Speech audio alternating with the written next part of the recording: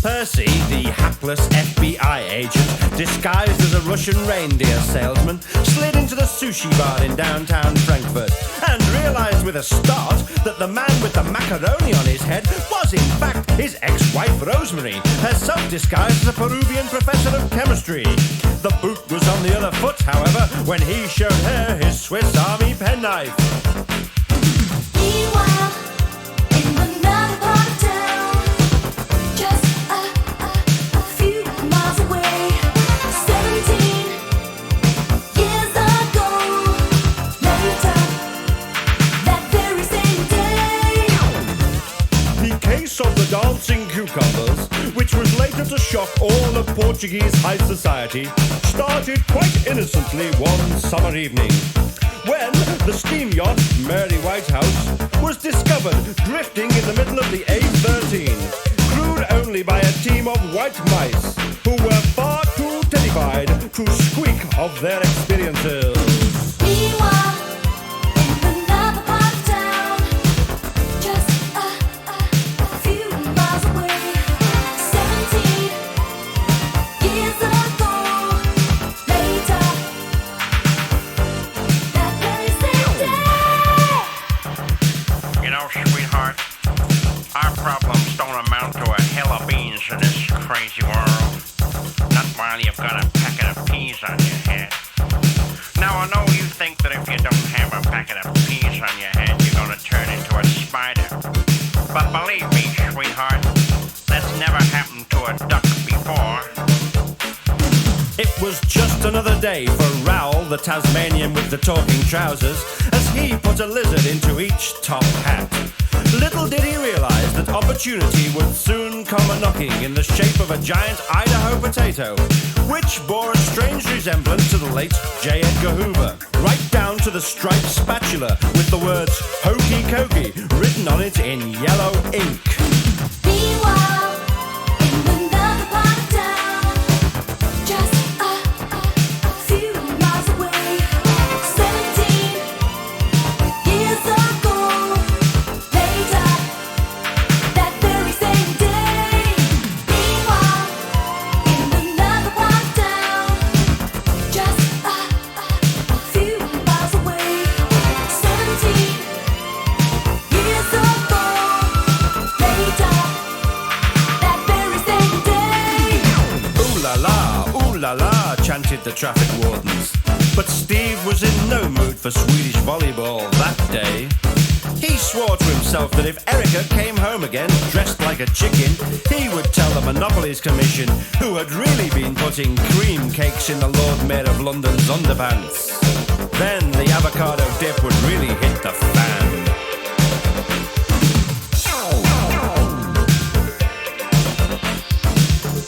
There's a funny smell in my cap.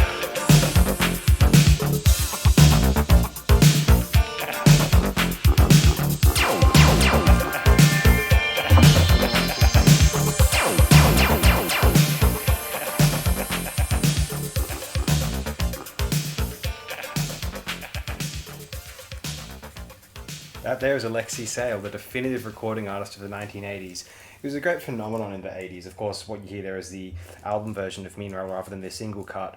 But what I really like about this era is when a celebrity could have a single out. And what that meant in the context of like between 83 to say 89 was like they just had like a very standard stock Aiken Waterman track essentially. Yeah. Was there'd just be some singing. Someone else would put the track together. They'd do some vocals on it, which someone else wrote the lyrics to.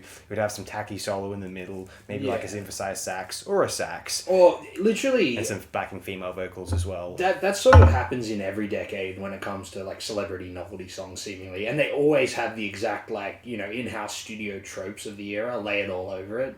So that 80s equivalent's definitely that like early MIDI, like, you know, saxophone noises mixed with those like mechanical synths and stuff. The Cat from Red Dwarf even had a single, Tongue-Tied, great song. What the hell? See, and the guy from the one Neil, Oh yeah, Neil's prog album. Yeah. Gotta He has like a love that. psychedelic folk prog album. Yeah, Neil's heavy concept album, I think it's called. Yeah. It was definitely those 80s BBC adjacent stuff. They loved putting out novelty songs at that time. Fun stuff. Anyway, today we're going to be talking about 5 records each. This is per usual, and I believe I'm going to be starting off today. This is a more recent release right here. Yeah. Voyage What year? Futures 2020. Okay. Voyage Futures, Inner Sphere. Voyage Future, you know them, a sort of vaporwave act. They cut the E off of the end of the future.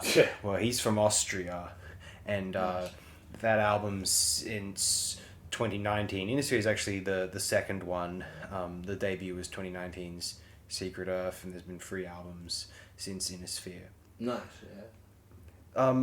Inner Sphere, this is an album I was first exposed to. It would have been I assume, likely it's not, the Vapor Memory YouTube channel, which is a great resource Oh, I for forgot about that channel. really good music of this sort of style. And, well, I don't know, like, one of the criticisms leveled against this, quote, style, unquote, is that it's not really much of a style, and a lot of it just falls into ambient music of various other brackets which already exist. And that's all well and good, because, like, I don't know, like, I like those genres of ambient music, and if people are making more of them, that's fine. Now, if what ties this style together is more of a thematic sort of ideal, then I guess also so be it. I mean, it's an interesting ideal, one which is little bit navel gazing perhaps in some people's opinions, but you know, I respect that. It's what I appreciated about this album is I felt as though the notions of, and this is coupled with I like how Vaporwave is very conscious about cover art and trying to an image typically probably composed by the artist of the music on their computer, as with everything else on the record, in their bedroom, and they place it together in order to really stamp home this, you know, this is what we're going for, this is what I want you to be thinking of, this is what I wanted to feel when I was putting all of these sounds together. And so for Inner Sphere by Voyage Future here, we have the idea of this sort of the image here seems retro insofar as it's quasi-pixelated. It looks like something out of a highly idealized 16-bit era computer graphic program. Although I think there is clearly some sort of utopian digital sort of post-mid 2010 social media sheen, Tumblr sheen about I was going to say, that's the thing. I briefly was, while listening to it, I just flicked onto I looked it up, and there wasn't much info on it other than Bandcamp and OIM. And I was curious because one of the subgenres was called Utopian Virtual. Yeah, I wasn't familiar with the name of this genre. Maybe I've seen it around before, but... Sure, and it seemed like an interesting take on, like, as a sort of derivative of Vaporwave, seemingly mixing it with, like, like hypnagogic pop. And that's definitely the sort of atmosphere I got off this, because apparently I looked at on the Bandcamp, it said what instruments he used. Okay. And it was a bunch of like fairly like rudimentary like synthesizers. You don't say, okay. And then mixed with like just nature field recordings. Yeah. And I'm like, yeah, that definitely comes through. So it's very 20th century. Okay, and I thought it might have been all like just from some audio software. You know what I mean? Well, that's what I think this. What do they call it? Utopian virtual genre is, like that mixture of that space age hypergogic pop with the sort of, I guess, aesthetics by the pun of Sure. Vaporwave, but it like you said, it feels less like it is quite naturalistic. Yeah. And so I was thinking of it in like conjunction with another derivative of Vaporwave that I only recently learned was a thing people have categorized as well, the broken transmission thing. And this is like the serene, mystical side of that world, whereas the broken transmission is like the harsh noise, like dark ambient side. Okay. So I think these two genres are like modern takes of like, light and dark ambient. And they're kind of, they're like nice companions, I feel, because like depending on mood, you know, if you're in the more sort of nihilistic dark mood, you go with the broken transmission, whereas this is like a perfect, like it's such a blissful album. Yeah. Like it's not eventful at all, really. It's just meant to sort of capture a mind wandering serenity, you know, which is what I actually really liked about it. I liked that it wasn't trying to sort of reach out and grab your attention. A sort of more popular version, which was a few years later, was the remember that Andre 3000 album? Yeah, I heard a bit of that. Sort of like this as well, or at least it reminded me of that. You know, sort of using ideas like, you know, a utopian virtual to sort of and melding it with that naturalist, like so you get a weird mixture of like basic MIDI synthesizer sounds and natural environments and stuff. And yeah, this was just a sort of a great example of that. That's probably the most popular album I could think of in that styling. Yep. Which obviously he was just listening to some of this stuff, I would assume, or like older spiritual jazz and stuff. But Yeah. it also, yeah, it sort of feels like a modern take on that spiritual jazz space as well, you know, especially when it's in its more minimalist modes, you know. Yeah, so the minimalism of this album really did work. Like you get the impression you're in that album cover, which is apt, a naturalistic environment made out of like pixel art. Yeah, no, it's a very concise idea, sound, and vision. I like that the sort of that vaporwave continuum is now composing works which are, rather than looking back to the past in sort of a ha-ha pastiche sort of, I wish I was you know, around a little bit earlier sort of way. It's more, you know, looking to the future in the manner of you know, older electronic, maybe more progressive electronic styles of the 70s and 80s. Yeah, and definitely like Cosmish stuff, and even to some degree like Moog exploitation stuff, because some of that Moog stuff is, you know, just versions of pop songs or classical pieces, but some of those early Moog stuff are actually quite like ambient and like soundscapey, so it falls into that a little bit as well. There's a touch of early Eno. Not early Eno. Yeah. Early Eno did fall into the dark he pioneered dark ambient as well in his own right. Yeah. But he also delves into the more lighter, like think about his work of Harold Budd, for example. Yeah, he has heaps of serene ambient, definitely. And the stuff of Cluster can go either way. Yeah, precisely. But both ends of that spectrum. Or it can just be like banal drone, like discrete music or something. I like discrete music. No, I do too, but that's do also what I mean is like that's a new thing he invented as well. Yeah, that the technology was so you know, fresh at that time that there was to kind of I guess enable much out of the tech of that time may have been. I don't know how he got those early electronic sounds. I assume it was from mostly like tape manipulation. So yeah, it's a very tedious process. So it was you could only get so much from that, especially with I don't know how much collaborators he had on discrete music compared to. After he'd been collaborating with some people in Germany, say, then Ambient 170. Oh no, discrete music's definitely just tape loops. Definitely, yeah. Because that's just it's just a drone, you know. There's no like frick guitar work going on. No. Yeah, Evening Star would be the same year, and No Pussyfootings obviously a couple of years before that. But anyway, I just love how an album like this suggests the idea that we have these like idyllic futures which are projected from the late 20th century, you know, up through the 90s even, and our response to them in the 21st century is to look back on them with sort of an envy and a despair at our own circumstances of history, of our present.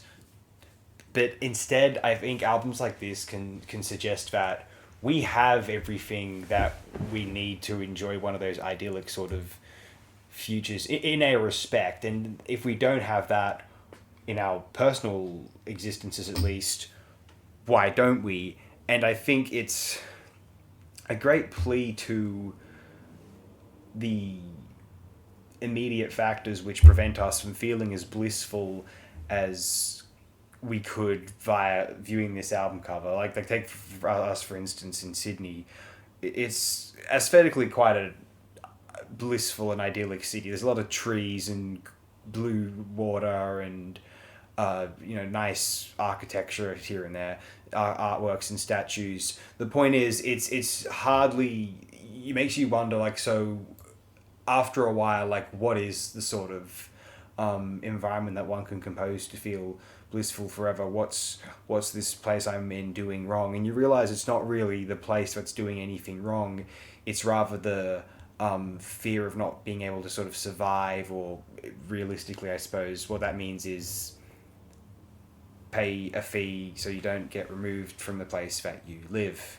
Yeah. And so I think that albums like Innosphere, Voyage Future are great because they remind me that we are all of the tools, all of the qualities of blissful joy, heaven are around us, at least where I live in this particular city and state. That's the idea of art But in the human expression, right? Because, like you said, heaven, an ongoing bliss isn't the nature of life. The nature of life is more of a struggle, whereas death is that, hence heaven.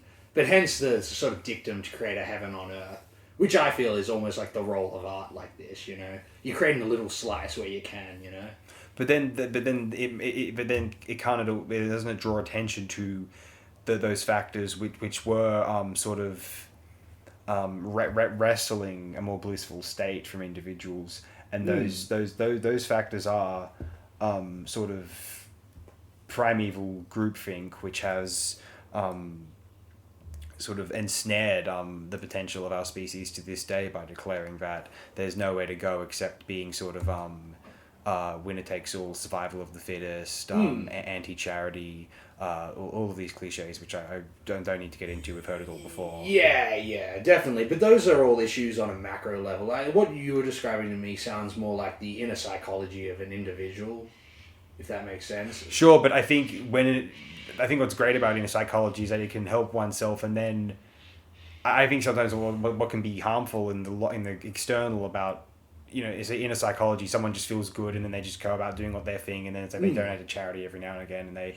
continue living in their enormous home and don't really give a stuff about potentially giving to others because, oh, well, you know, I was doing my part in life and I earned this. Right. But rather, you know, you get that sort of tranquil instability, and then you use it to sort of potentially garden the world around you bit by bit until other people can contribute to the garden rather than yourself. Well, in my mind, that sort of megalomania of the garden constructed around oneself is an indication of poor inner psychology, you know, because if you had a healthy, you know, mindset, you wouldn't be doing that with your wealth and stuff, if you know what I mean. Doing what? The garden? No, go like putting walls up around. As opposed to the garden. Yeah. Or you have your own garden that separates your mansion from the street. For a moment I thought you were talking about as opposed to like a communal garden. Okay, I guess that's what I was referring to. For a moment I thought you were sort of like expressing wariness of the idea. Or No, not at all. Okay. Wariness is the idea I of wasn't sure. Good. people like becoming insular, you know. Yeah. The garden's an apt metaphor for, like, you know, say the Gautama Buddha or whatever, you know, that's in that story. Yeah, and in that case, the walls in the garden are actually what are keeping him out. There's a difference between a garden and a walled-off garden in these cases. Yeah, a palace or whatever. You know? Yeah. And because you said mansion, I thought you meant like, palace garden or something. Yeah. I was more thinking of, the communal gardens where everyone kind of contributes. Yeah, So they're kind of like precisely. ground level, sort of some soil and tomatoes growing. You know what I mean? Yeah, Some no, definitely. That's modest a thing. sort of communal ideal, definitely. Anyway, I thought this album was... Like, when I listened to this album, I'm in, like, a 10 out of 10 place. Like just be real. I was tripping the other night, and when I was putting this on, I just lied down... Like, I didn't even smoke anything for, like, the duration of the album. I just lied down on my bed, Nice. just feeling fantastic. And Like it's the like, I lyrics. have that effect when I listen to the Woob albums sometimes, you know, in the past, in the similar state. Nice. And, you know, even when I'm not on any, you know, psychedelic substances, if I'm just sober or California sober, you know, just if you've got some free time and you're just, you know, having a lazy day in, you showering and you got this playing, it's just, this is the best kind of ambient music in that it's not too just spaces and sort of theoretical you know, sort of ideas about sound in a sort of quasi John Cage sense. It's more just pure mood elevation, more in the Tangerine Dream ethos than the sort of 70s Tangerine Dream. That's sort of like especially spaces. they're less percussive stuff. Yeah. I mean, I guess as opposed to like Zion or something. Yeah. more. I was gonna say as opposed to more symphonic ambient music, if you know what I mean. Yeah. I don't know how to do ambient one. I don't know. But hey, what we have here is one of my arguments in favor of why I find that Vapor World so fascinating, just because there's so many interesting sonic ideas and in execution. I mean, we can talk about the theory and the sort of the cute little cultural criticisms that they posit, and positive or negative. I don't know. I'm not really talking about that right now. At least not my opinion on it as such. But it's they're all these like as someone who enjoyed ambient music and progressive electronic in general, it's produced a whole wealth of interesting ideas, and especially the ones that they can have dense use of samples, but when the samples aren't overly distracting and it's just electronic music, and I could barely notice the samples, or I might notice the samples, but after a while it's just like another layer of sound or instrument. Yeah. Glorious. I give I would give this my highest recommendations. Basically, anyone who wants to listen to it based upon the album art, it will not disappoint whatsoever. And if you're one of those people who thinks, I don't really like listening to those Vapor albums where you see the album art, the thumbnail on YouTube, and it just sounds like that. If you're one of those people, stay away. But if you do change your mind and want to feel what the album art's evoking, I guarantee you, I think it does a very good job of that. If you don't, I don't know. Just and it's more in a vein of traditional ambient than it is Vapor anyway. I think so too. Yeah. It doesn't feel vaporwave. It just comes from the vaporwave movement. Yeah. Maybe.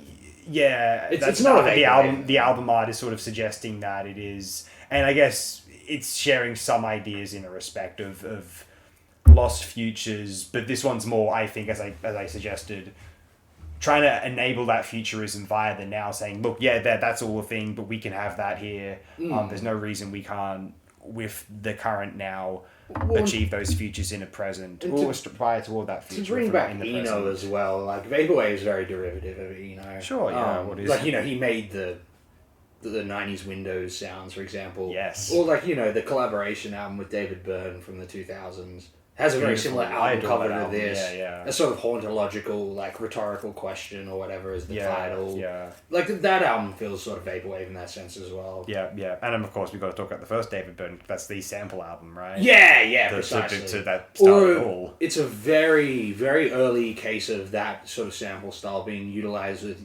funk to make it like pop music or whatever. Oh, well, yeah. It's definitely an early like pop music sample thing. Yeah, it's very early to be fair. 1981. Like, obviously, there's sort of collage-y stuff before that, like Zappa and Residence and heaps of other stuff. But as far as, like, what would eventually become, like, hip-hop sampling for a brief moment in the late 80s, that's more like the first Eno Byrne record, certainly. But the early 80s were, like, a fertile time for England. If you don't mind, I'll... Yeah, this album's brilliant, and let's move on to the next one. Yeah, The Teardrop Explodes, Kilimanjaro. Yeah. I guess I selected this one because of my long-standing love of post-punk and my newfound love for the neo-psych movement. And I guess they were just on my back burner list for quite a while. For a few years, actually. Probably since around the same time, like I selected a few weeks ago, Psychedelic Furs. Because the way I got into the Psychedelic Furs, and then eventually Teardrop Explodes, was from the same British guy, aptly named guy, who was just like spruiking the sort of, qualities of those bands. And it was just sort of strange because I've been a big fan of Echo and the Bunnymen for the longest time, and he's the guy who told me that Ian McCulloch actually had a band with Julian Cope before the Teardrop Explodes. And so probably around like a year ago or so, I was like, how come I just never really gave this band a go? And one of my other mates from the 80s was like, put on the song, The Poppies Are in the Field. And I'm like, yeah, this song's genius. So I just, listened to the album and, yeah, holy shit. There's, like I said a few weeks ago in the case of the Psychedelic Furs album being like a sneaky, brilliant pop album, this is like that as well. Like, it's amazing how these bands were able to sort of navigate between these worlds. I think it's very apt. I just, I read a quote from Julian Cope today, which he's saying, I think we're very poppy. To me, pop is something you hum. What I'm trying to do is strike a balance between triteness and greatness. I'm like, yeah, that's the best way to describe good pop music. You got to find that balance between the trite and the, and the great, the original, the stylistically unique, and all these sort of things. And I guess to tie back to the Furs one more time, I felt that album, in a way, sort of invented 90s alt rock. And I feel this album invented just the 80s pop sound, you know, the 80s pop sort of rock sound. Because when it's not in those sort of states of, like, you know, freak out instrumentation, it just feels like so much 80s English pop. Like Sparkle in the Rain, for example. Yeah. It's like, they must have been big fans of this. It wouldn't surprise me. No. But all that sort of big music stuff, right? And I think this might even be tagged as big music on RYM. But it makes sense to me, because I can't believe it's just so typical of, like, 1980. As like a, not in bold, kind of underneath. Yeah. Because it's not the main style, obviously. That didn't eventually become a thing till 84 or 5. But it's just very sort of prescient of that whole movement, you know? And yeah, like they're just sort of an awesome combination of, like, long songs and pop, you know, sort of like punk songs. And so it's almost like a natural development of even like the, you know, progressive tradition of pop music in 70s England, right? Because I guess their sort of original idea, which is around the same time as Martin Newell, they're coming to this. I guess it's because it's music from their childhood. They're sort of keeping the spirit of, like, progressive music in the 70s, but bringing back the aesthetic stylings of, you know, the childhood pop music. And it's just such a good combination of the two. It's like a genre that within the last few years, like this neo-psych thing, other than, say, Nuclear Wave, I just think it's, like, one of the best, most genius, like, pop music stylings. Yeah, there's just so much to say about this album. The songs are, like, every song is ridiculously good. And I just love that there's, like, a 7-minute song where he just goes over and over again, and it just never gets old. You're like, how did they come up with this? It's just so much combination of idiosyncrasy and like pop sensibility. It's very rare for a record to be like that. Like, even that British guy is like, oh, you won't like it at first, but trust me, it sinks in. I'm like, no, man, I've been listening to the psych stuff now that I'm just like, I can get it straight away. I can hear the pop sensibilities. Whereas when I first heard this album, yeah, you're like, where's the music or whatever. But once you sort of become accustomed to that styling, you really hear it. And so you can understand why by the late 80s, someone like MBV took that to the extreme, you know? Yeah. And so because of a band like this, you end up getting that tradition of progressive music. It keeps going. They keep the ball rolling, right?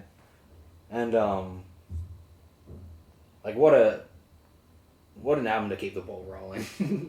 I don't know, what do you reckon? No, this is great. I've been actually a fan of this since 2016 when I got into a lot of these post-punk albums via that mood chart from, you know, the 40s. Yeah, it makes sense that would be there. And that was there somewhere. And, you know, a bunch of stuff was on that, so I got into Milk from Cheltenham. Yeah, you said apparently Talk About the Weather was on there. Yeah, I never got into it at the time. I just didn't, I guess.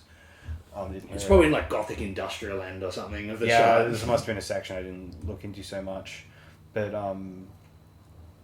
yeah, so basically, I heard the album around that time. You know, this is the year I turned 20, just for some perspective. And, you know, I was a fan of it. And, you know, I kept it on my iTunes. And I kind of used to think of it in similar terms as OMD's album Organisation, just like these two really great sort of post-punk releases from 1980, which I didn't have any of the other albums from. Either band, library at that time. Because that Organisation would have been on that same chart. Yeah. And you know, obviously later I listened to Architecture and Dazzle Ships, just like later on in my life. T-Dub Explodes, like, I never really explored much the later discography. I know they only have, like, one other album in the 80s called Wilder, and then I think the other stuff is more archival. Yeah, there was an archival album. Site anyway. It was released in, like, the early 90s. Yeah, but Julian Cope, I had a couple of his solo albums on my iTunes. Yeah, he's got some good solo stuff. Yeah, the ones I had were, Drulian was one of them, and from 1990. And okay. That's the only. That's the only one I can see here that I remember. But he's similar to like Robin Hitchcock. Peggy Suicide I might have had too. What band was Robin Hitchcock in? Soft Boys. Yeah, there are these guys who are in these bands who are like very particular songwriters that had some good solo material. I think Cope had some credit as a music critic either before or after that as well. Okay. I'm pretty sure. Okay. I mean, like, I feel like I'm a bit of a pleb for not knowing this. Well, yeah, I don't know that much about the biography of this band, but from what that British guy tells me, it's interesting as all hell. Of the Teardrop Explode. Okay, but in any instance, it's just a. It sounds highly post-punk to me. The neo-psych elements are more subtle than what we might expect from neo-psych of the 2000s, say. Sure. So that's why, like, if you just played a random track of this to someone of our age, I don't think they would necessarily think of it as neo-psych. But I think for UK people in the context of 1980, they would have been like, oh, this is like a 60s thing. Yeah, definitely. And it's interesting that. Especially because the cheesy organ, things Uh-huh. like that, the reverby effects and stuff. Like Martin Newell, it's very similar to that. They're trying to sort of like modernize, maybe I guess in the modernist sense even, because that's a very post-punk thing to do. Yeah. That sort of 60s like sincere kitsch thing. Which is interesting because, yeah, it's similar to the sort of trained ear thing. I guess if you didn't know what to look for there and you heard it as like retroactively, sorry, I could see where it just sounded like post-punk music or like rock music even. Sort of, yeah, it's a sort of subtle variation. But maybe that's that sort of thing because that sort of, to the untrained ear, it fits into that triteness sort of thing. Whereas I guess those modernized like psychedelic aesthetics fall into the greatness or whatever. Definitely like a very well thought out sort of project from people who seem to be like just wired at the time. I think that's part of how it kind of can age this album really well is because the neo-psych qualities sort of blend in a manner where it's not sort of this retro homage so much as it's taking these qualities and exploring more to be done with them within the, as you said, more modern context. And I think what's interesting about that in particular is it's like we said with Martin Newell or whoever it was in this conversation we were having or another time, there's a belief that something really efficient was going on within the 60s UK pop world in its psych epoch, and I guess they feel as though some of what occurred since then was a bit of maybe this is a too strong a word, but something of an aberration, or at least not their preference, say. Although within the punk moment, the new wave moment, that was a lot more favourable to these guys who wanted to do sort of a 4-minute 60s sort of psych pop songs again. And, you know, compared with the epoch of whether it's prog rock or glam rock or ELO or Wings, whatever the hell, it was disco.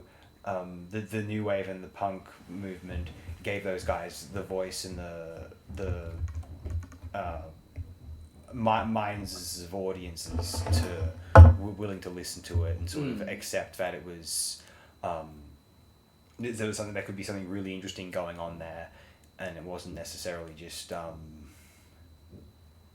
like some small band with nothing to say. Because, you know, I guess that's the beauty of that punk world. It was like that you could be like a small band, you know, operating in a club scene, but you could have more to say than any band signed to a major label. You know what I mean? You could have as much to say as the Dark Side of the Moon. You know what I mean? Even though you're this heat, you know, no one knows about you, but you've got just as much philosophy and political polemic to share as Roger Waters and Pink Floyd did on those hugely, you know, the most expensive records in the world at that time. So. Yeah. And arguably a little more viscerally and subtly. Oh, sure, yeah, hey. Because I dig Pink Floyd, but yeah, Roger sure. Waters' polemics aren't. They can be fairly clever, but sometimes they're a bit on the nose. Well- it's that English like Banksy tradition of like Emperor's new clothes art. I think like Animals is where it's totally genius. No, that's the one where it is completely conceptual and woven in without like sort of didacticism or whatever. The Wall's a bit like, I don't know, high school English class, and the final cut has really good ideas, but like it doesn't compose like much music around it. And to be fair, he's claimed that the band wasn't giving him enough, and they did fire Richard Wright, which Yeah. was not doing him any favors, unfortunately. Yeah, because it's a very sort of electronic album, so you want your keyboards there. Yeah, and as for his solo work, I think it's a bit I'm used to Death, the third one. I think it's the third one. Glorious album. I don't like the Hitchhiker one so much. And I do like the second one. I think it's called Radio Chaos. I like it overall, but it's a bit corny 80s. But I like that. It's maybe it's his fugitive Tony Banks in a way. Okay. I enjoy the album. Well, and its cheesy qualities are more like, say, like arena, rock, pop, foreigner on a few tracks. But there's also a lot of experimentation on the album as well. It's like a concept album about like a fake radio show in LA, and it's not. Take it or leave it, I guess. But yeah, sorry, carry on. No, I'm like I could probably talk about this album for quite a long time, but I don't want to just keep going on and on. I think I got it pretty concise. Like it's something that you just really got to listen to it, because sometimes it's hard to describe the qualities of pop music other than just saying it's effective as pop music. Yeah, that's fair to say, actually. But yeah, I'm quite a fan of this album. Also, I share the recommendation here. Good stuff. Yeah. I guess I'm moving on now to a Goodbye Jumbo by World Party. What's this thing? So I came across this. This was considered... Speaking of neo-psych, I suppose. Yeah, this was like, came across, it's like, I don't know, some recommended in some music context. It's like, this is some album that people are championing. And like, oh yeah, no, this is the real thing. This is the real album where like, this is where it's at. And like, you know, people don't know about this album aren't in on the real good music. It's like what Neutral Milk Hotel was at one point. A little bit. That's a pretty apt comparison, actually. I haven't heard about the hype around this album, but I don't know if that exists, but I the way I perceived it in the context that I saw it, it made it appear like it was that. It might not be though. Okay. And so somehow that Neutral Milk album became just like omnipresent. Yeah, I remember that. Yeah.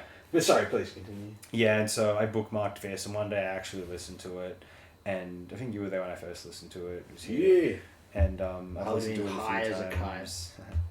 And you know, like it's a very ambitious album. He wants to make this big opus masterpiece, sort of like Smile. It's a bit like what the Animal Collective guys wanted to do later, or or what Flaming Lips guys try to do. It's just he wants to do this big sort of world-changing moment, and everyone's going to love this album, and all the critics are going to think it's like the big pop music bastion of the times, but it's a very 60s album. He's identifying, there's all these things from the 60s we ought to be thinking about considering within our modern pop context, and like all this 60s stuff is relevant to now. And there was a brief moment, of course, in the late 80s there in the UK where there was something of a 60s psych revival of Stone Roses' Happy Mondays at all, right? Yeah, well, the Second Summer of Love, electronic thing.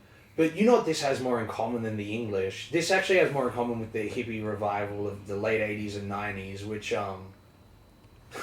like what you're describing, that 60s sort of sentiment thing.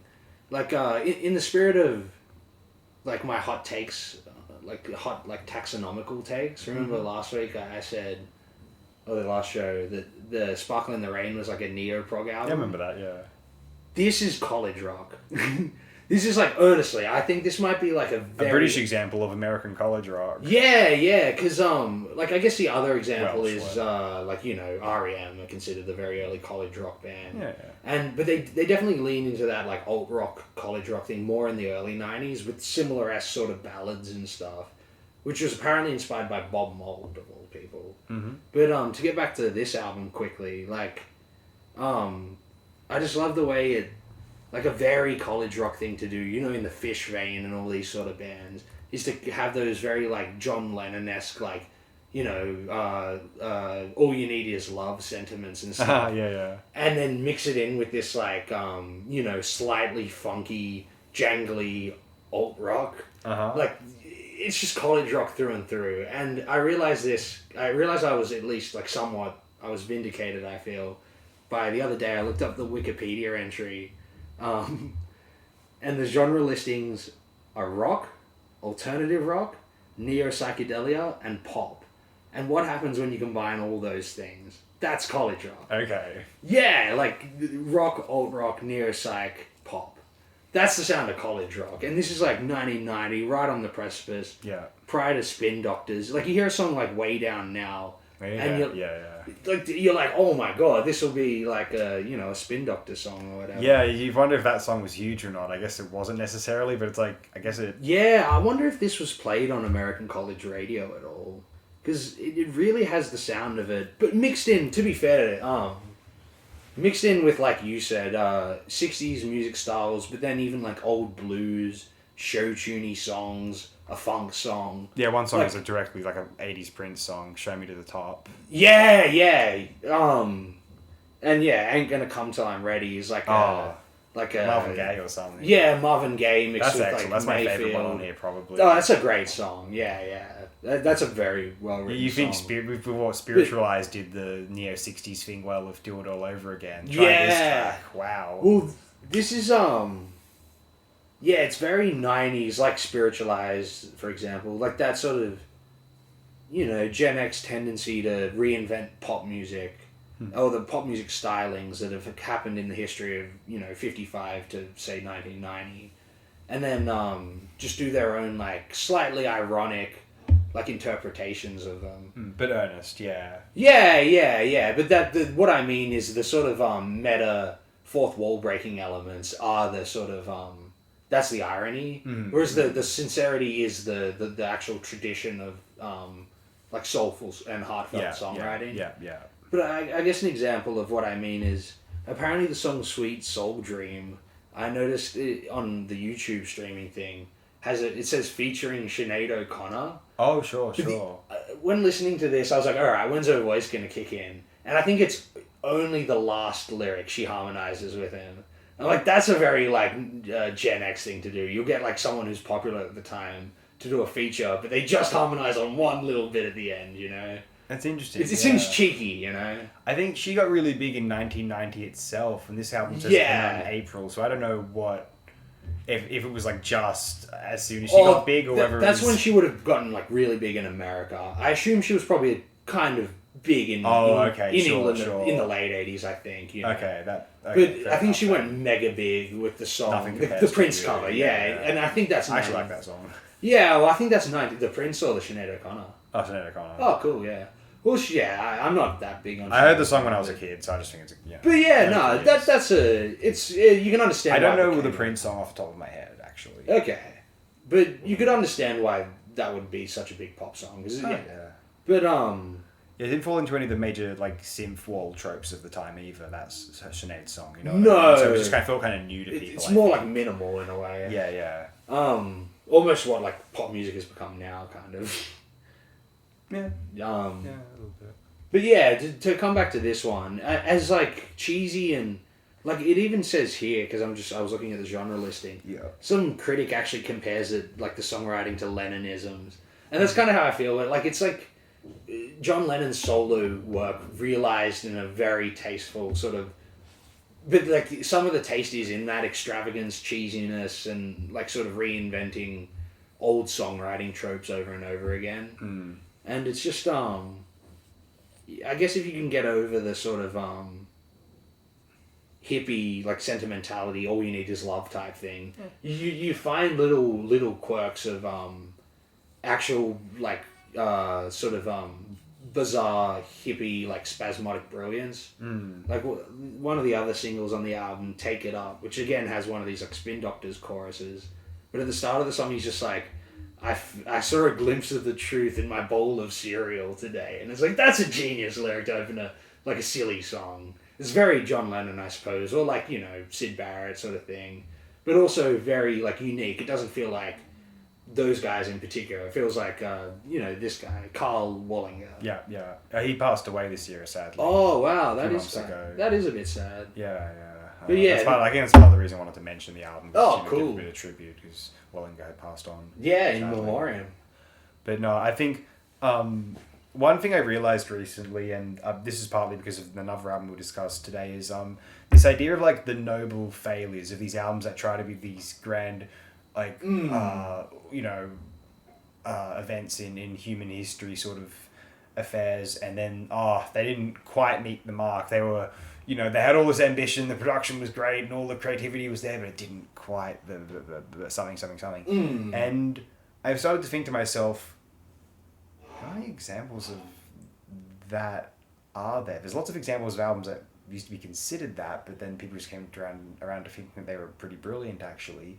So what are these noble failures? And I came to the conclusion that I think like the more ambition, the better if you've actually got the creativity. And I think sometimes people might point to like one thing that comes to my mind, like someone who's some of a more slightly cynical bent, like say us might say, an ambitious album is the Smashing Pumpkins' Melancholy album, and that it's like, firstly, they never did anything good, but the point is that's actually not ambitious. That's just trying to do like a stupid dumb 70s rock thing. That's actually not that imaginative. Well, he was a big fan of that 70s hard rock sort of cliche music. And so like to me, like that's not like a big audacious experiment to me. That's just a long album. I feel the same about that like Coldplay Eno produced album, with the French Revolution concept or whatever. It's like it's a bit like on the nose. But like Coldplay never had any songs that were like musically very complex. It's all just like this sort of like ballad stuff. Yeah. And like how long can I listen to that? You know what I mean? Like I can't listen. I gave up on U2 after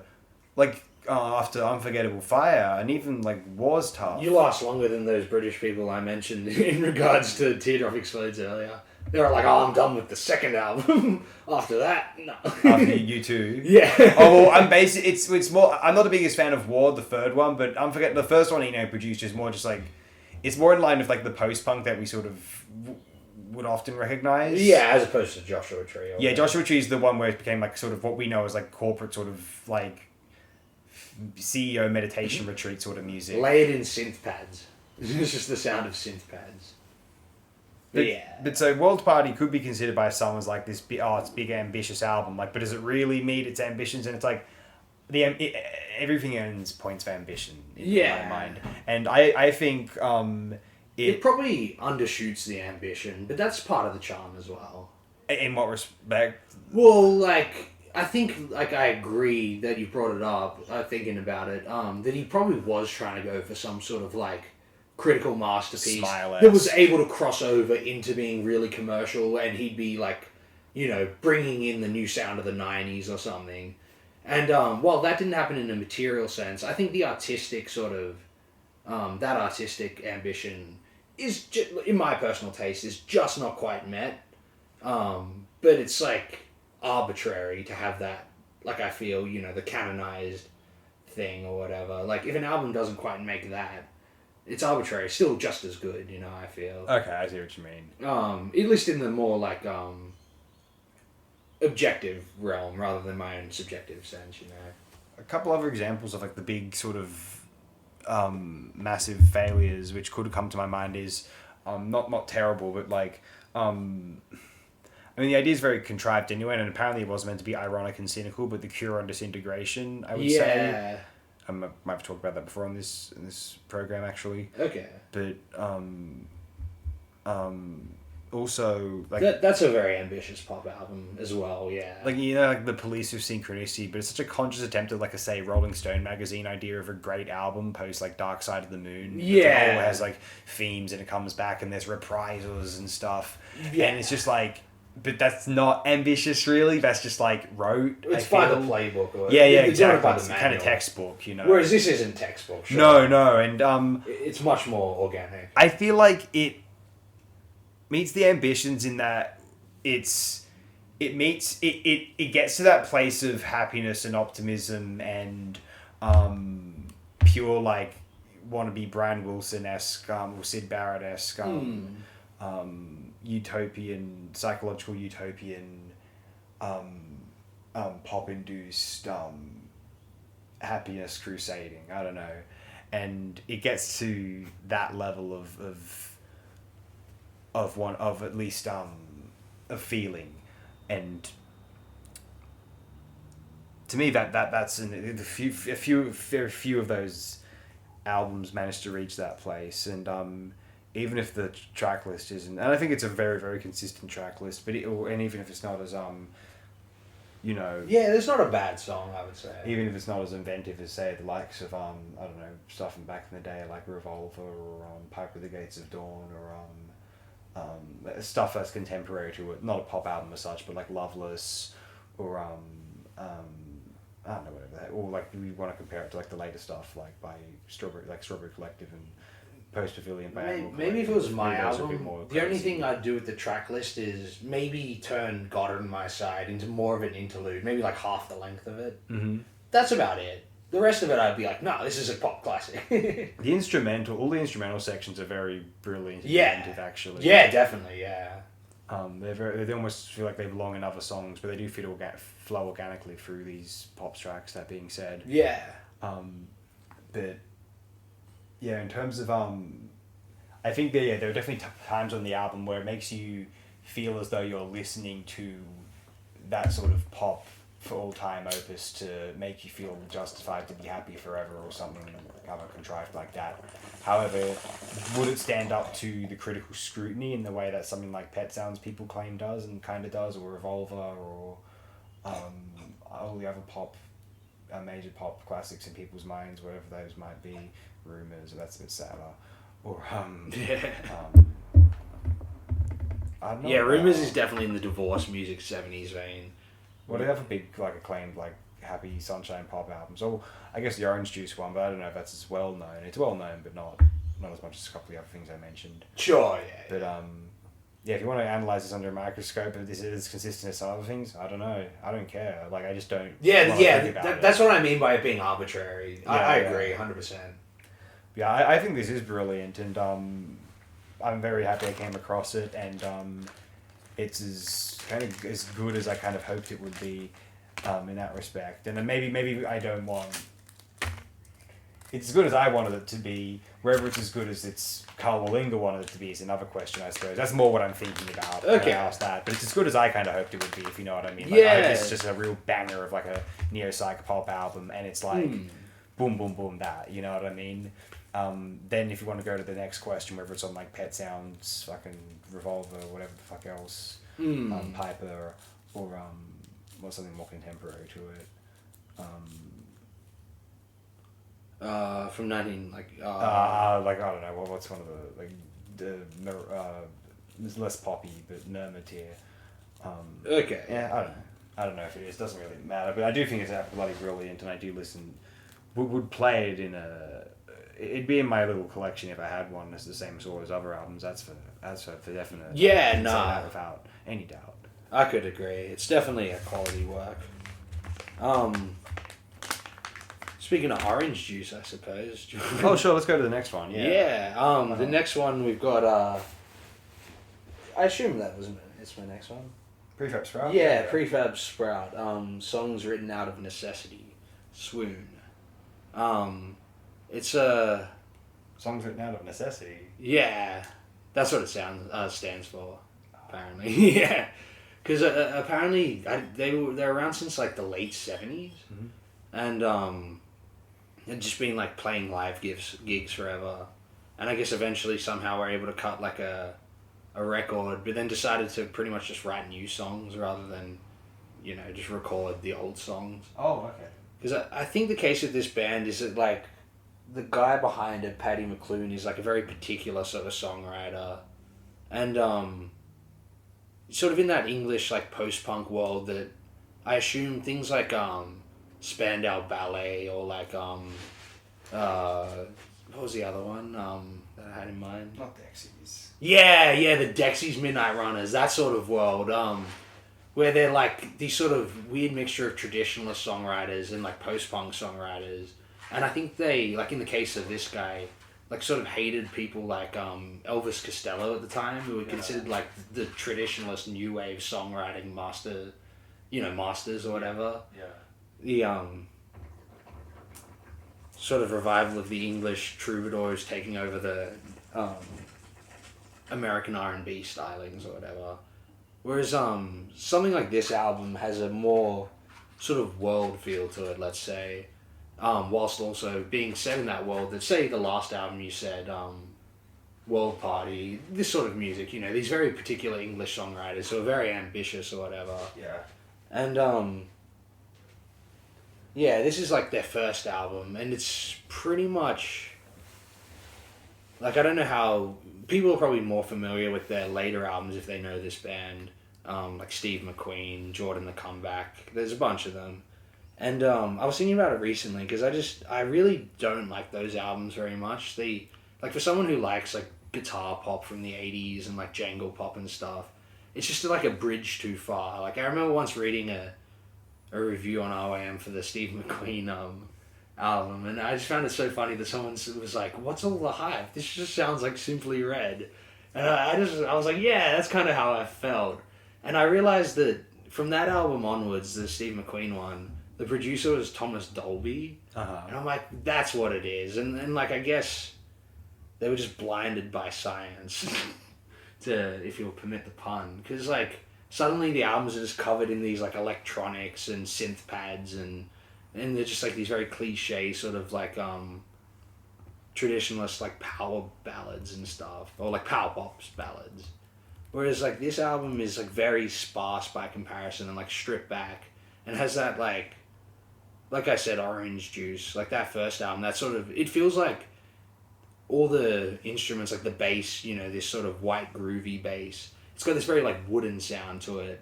And it's just full of like, you know, the staccato high up funk guitar, and so it sort of sounds like you're inside a tree trunk, and it's like hollow, you know, it's sparse, and it feels like the sounds are coming from inside the hollow rather than, you know, a lot of other music, especially rock music, it's like more blaring and external or whatever.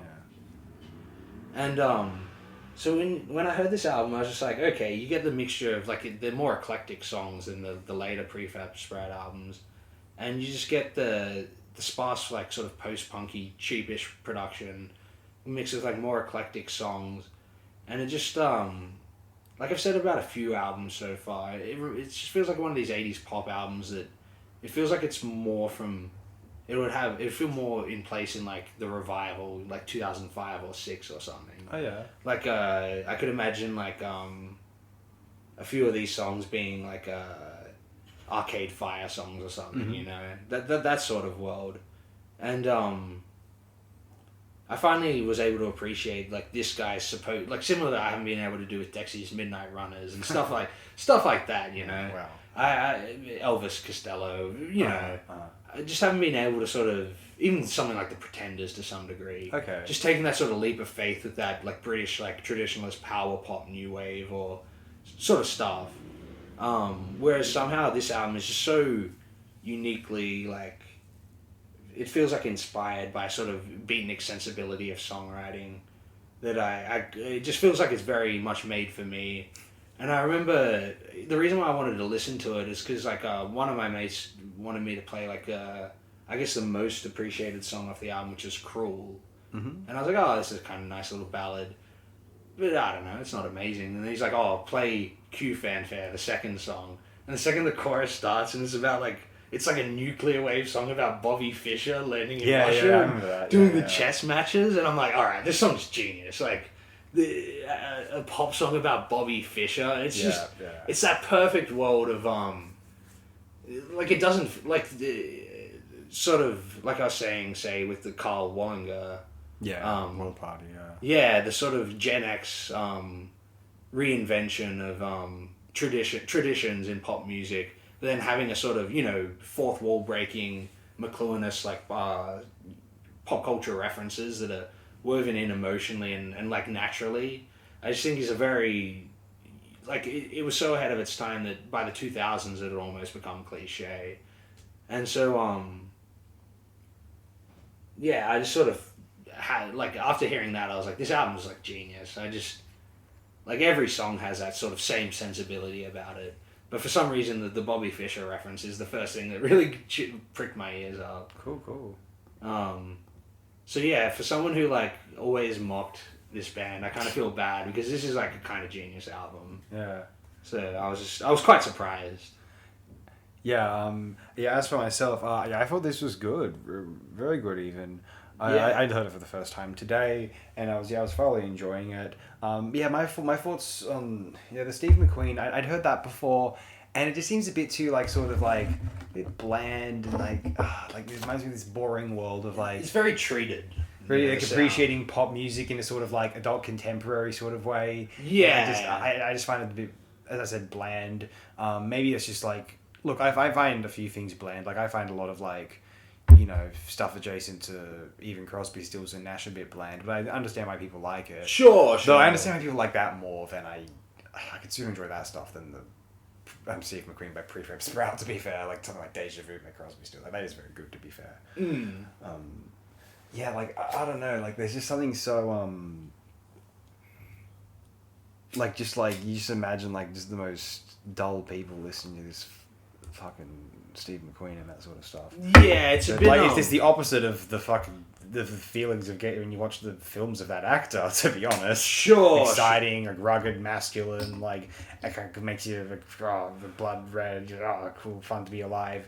And like the music is just like this is like people admiring like, oh yes, it's good pop music, it's soft and sensible. It's like Well, yeah, I think his tie to Steve McQueen is probably a bit more of like a Morrissey-esque thing as well, of like some sort of handsome shirtless poster on my bedroom wall. It's more from the like androgynous female perspective. Yeah, that's fine, and that's all well and good in its own I terms. think that's what that album's going for. And now it's a very good English film director actually of Hunger, Shame, and 12 Years a Slave, and some other films, but I haven't seen them, like Widows and stuff.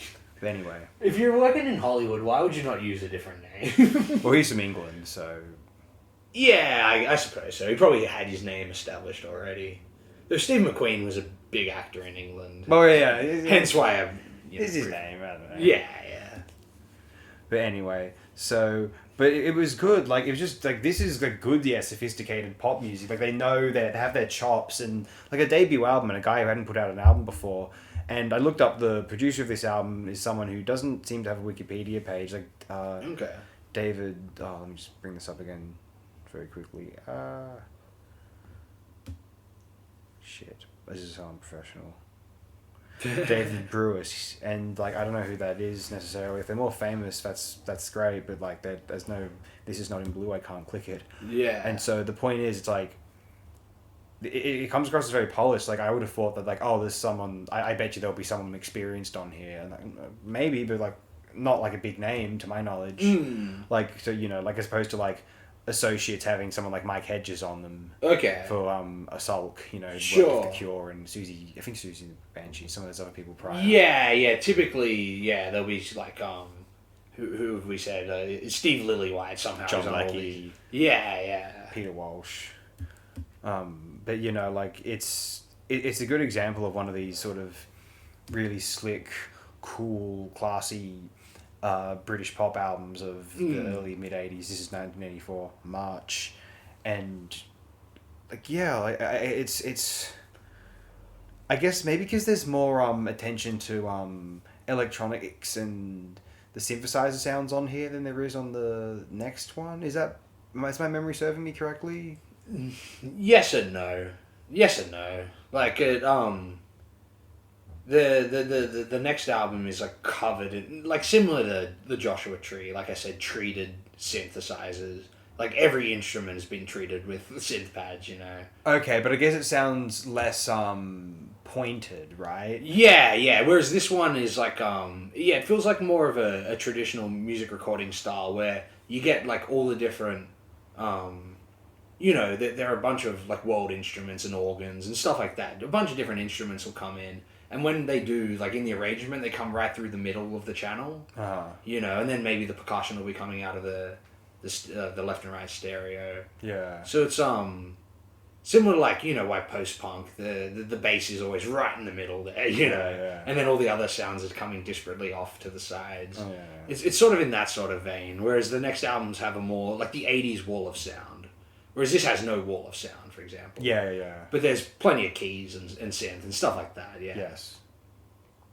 But it's not drenched in synth pads in the way that the next albums are, which is where you get that sort of uneasy, soft sound almost. Yeah, Like even yeah. the drums sound soft. Yeah, that's very true. This is a more of a pointed sort of electronic drum sound. Very pointed, yeah. Yeah, I guess that's where my preference lies. That distinction, not just the drum sound, or what the drum sound's a part of, I guess, like that wider, Yeah. the more angular sound of like early '80s records. Very angular, yeah. Versus yeah. the softer sounds of, it's like how Power Windows is very angular by Rush, for example, and then I like Hold Your Fire, that's like soft. Yeah, no, that's a great comparison. Yeah. All the angularity and hard noise of Power Windows is completely lost in synth layers like that mid to late '80s. Treated just quite soft synth. But I do like Hold Your Fire overall. I will just to say that again. Sure, but Hold Your Fire is kind of like Rush's Steve McQueen. Come to think of it, I guess I like mix when it Rush did it till more. Tuesday. But yeah, I mean, I thought this was good, and I mean, we'll get to this later, but I definitely think that we've got a very inspired musical songwriter in Sure, Paddy yeah, McAloon. yeah.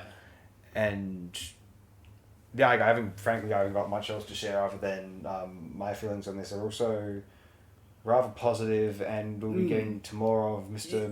McAloon. Yeah, later, we'll get to him later. But last word on this, I guess, like you were saying, if you're someone out there who's been skeptical of Steve McQueen, the album, and haven't heard this, it's definitely worth checking out because, be more skeptical of Steve McQueen. Yeah, and they've got quite a few albums. Yeah. Yeah. Well, the reason I selected the last album is because recently, because I was like, I should put this as a pick. And I was just going through their discography, and I saw the title, and I'm like, that's got to be good. I got to listen to this. Yeah, I was just looking earlier today. He's the only one who has any sort of solo album, except the drummer Neil Conti has an album. It doesn't even say what year it came out, but it's called Funky Drums from Hell. Oh my god. That could be amazing. It could be. I'll have to find that. The artwork says it's hit. I think it's hit. Yeah, Sound Producer Series Volume 7. Okay. So yeah, maybe Nice. who knows? Maybe It it's could out be there like, somewhere. just good beats. Because I heard and someone isolated the opening drum loop to that Q Fanfare, the Bobby Fischer song, and I just randomly found it on YouTube. And if you put it on ×2 speed, it's like ultimate D&B. Cool. So you could have some mad D&B beats. Maybe. May D&B. Well, speaking of D&B, your next pick? I guess. Now we're moving on now to this band. I discussed this band in the first Mandala program. Pink This is Flag. Wire. And this is the Wire album, which is probably the most similar to that album we discussed on that first Mandala. Yeah. A Bell as a Cup Until It Is Struck, which is Wire's more poppy late 80s album. Of course, and I was rereading this quote the other day. I remember I've been familiar with this quote before, but it was I think it was Bruce Gilbert of the band claimed that when people were complaining that particular late 80s album, A Bell as a Cup, was too poppy, he just dismissed it. He said, people accused Wire of being too poppy back with Pink Flag. Yeah, So, yeah. fuck 'em, Because one whatever. thing I didn't quite realize until this album, but it's sort of like intrinsically there if you know Wire or you're like a fan of Wire, is that even at Pink Flag, like for mechanical music, they have a certain sense of melody which is like very subtle and very key. And generally the sequencing of their albums, like say for Pink Flag, it's more first wave punk. Yeah. And it'll go from a first wave punk to a melodic song and back and forth. And then the second album, it's more in the post-punky, like soundscapey, almost like magazine world. Yeah. When they do their more like free jazzy songs or whatever.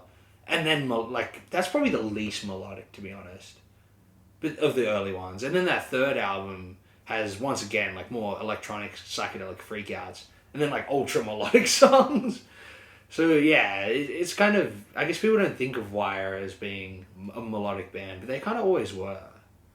Yeah. Well, what am I saying? The Chairs Missing has the song about the earthworm. That's very melodic. Outside Miner. Outdoor Miner, yeah. Outdoor Miner, yeah. Yeah, I remember you said on the Mandela show that like Wire's pop sensibilities tend to recreate Outdoor Miner in semi-creative ways over and over again. Yes, that's right. Yeah, they do. Hey.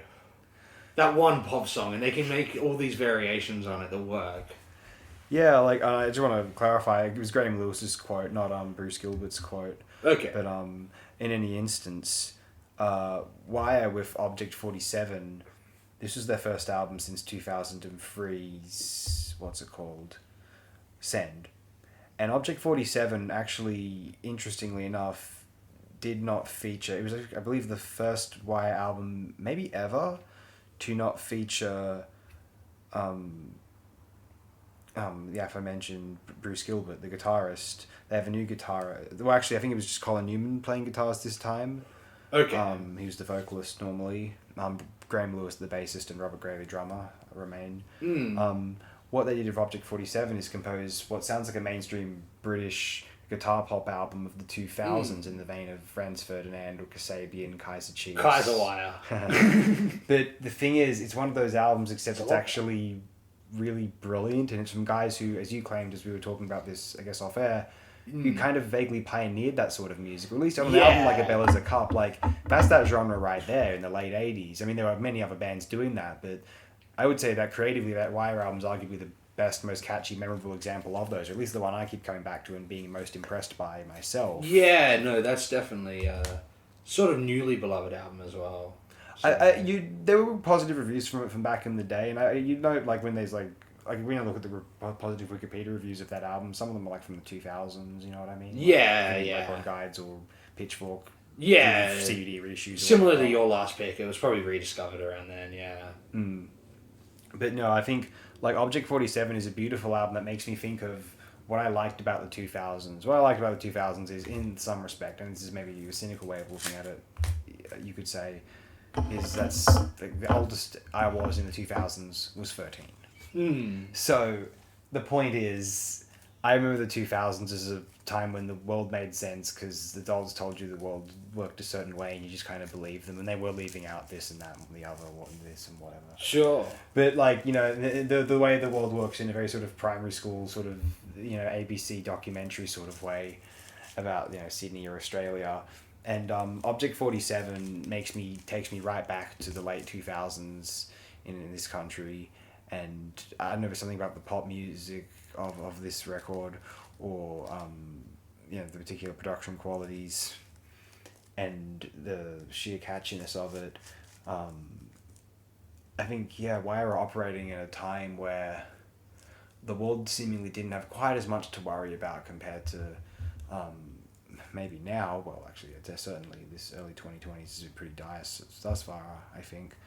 But it's them at their creative musical best, because I think this is one of the better of the Wire albums, because unfortunately, just for myself, I appreciate them going through the industrial experiments from, say, like 89 to 91 there, and Send was okay. That was a bit of both, of more industrial or melodic tracks, but I think they are at their best doing these melodic, sort of jagged, modernist, angular tracks, because they're the only ones who can really, they're the ones who pioneered it, the only ones who can do it very brilliantly, potentially, and Susie do it pretty well.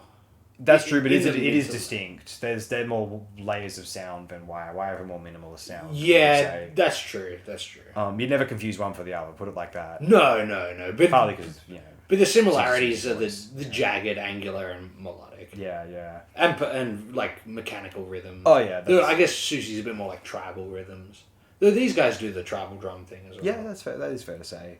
But no, it's just that there was plenty of bands doing the industrial thing that you could confuse some of Wire's tracks for some of these other groups. You know what I mean? And even the Dome albums are better examples of it. But that's because that was in the 80s, and that genre was more creatively fertile, in my opinion, when the Dome albums came out. Right on the early compared to the 90s, when it's like, oh yeah, we're still doing this now. It's been 10 years, I guess, since Dome came out in 1980. All right, guys. And not even as scary and like kind of ominous as Dome either, in my own view, is, you know. But in any instance, Object 47 is the most compelling Wire album, I would say, post A Bell Is a Cup till It Is Struck, although I certainly don't dislike some of the stuff that came out after the album. Red Buck Trees is quite good. I don't remember thinking much of Change Becomes Us, but like Wire and Nocturnal, the self-titled from 2015, and Nocturnal Koreans in 2016, I remember liking. I listened to a lot of this in 2021, which was the year I moved into an apartment in Willoughby, and Silver Lead in 2017 is good, and they have 2 albums in 2020. I remember thinking Two albums? Wow. those 2 weren't as strong. I guess during one's- COVID. One might be older tracks re-recorded. I could be wrong.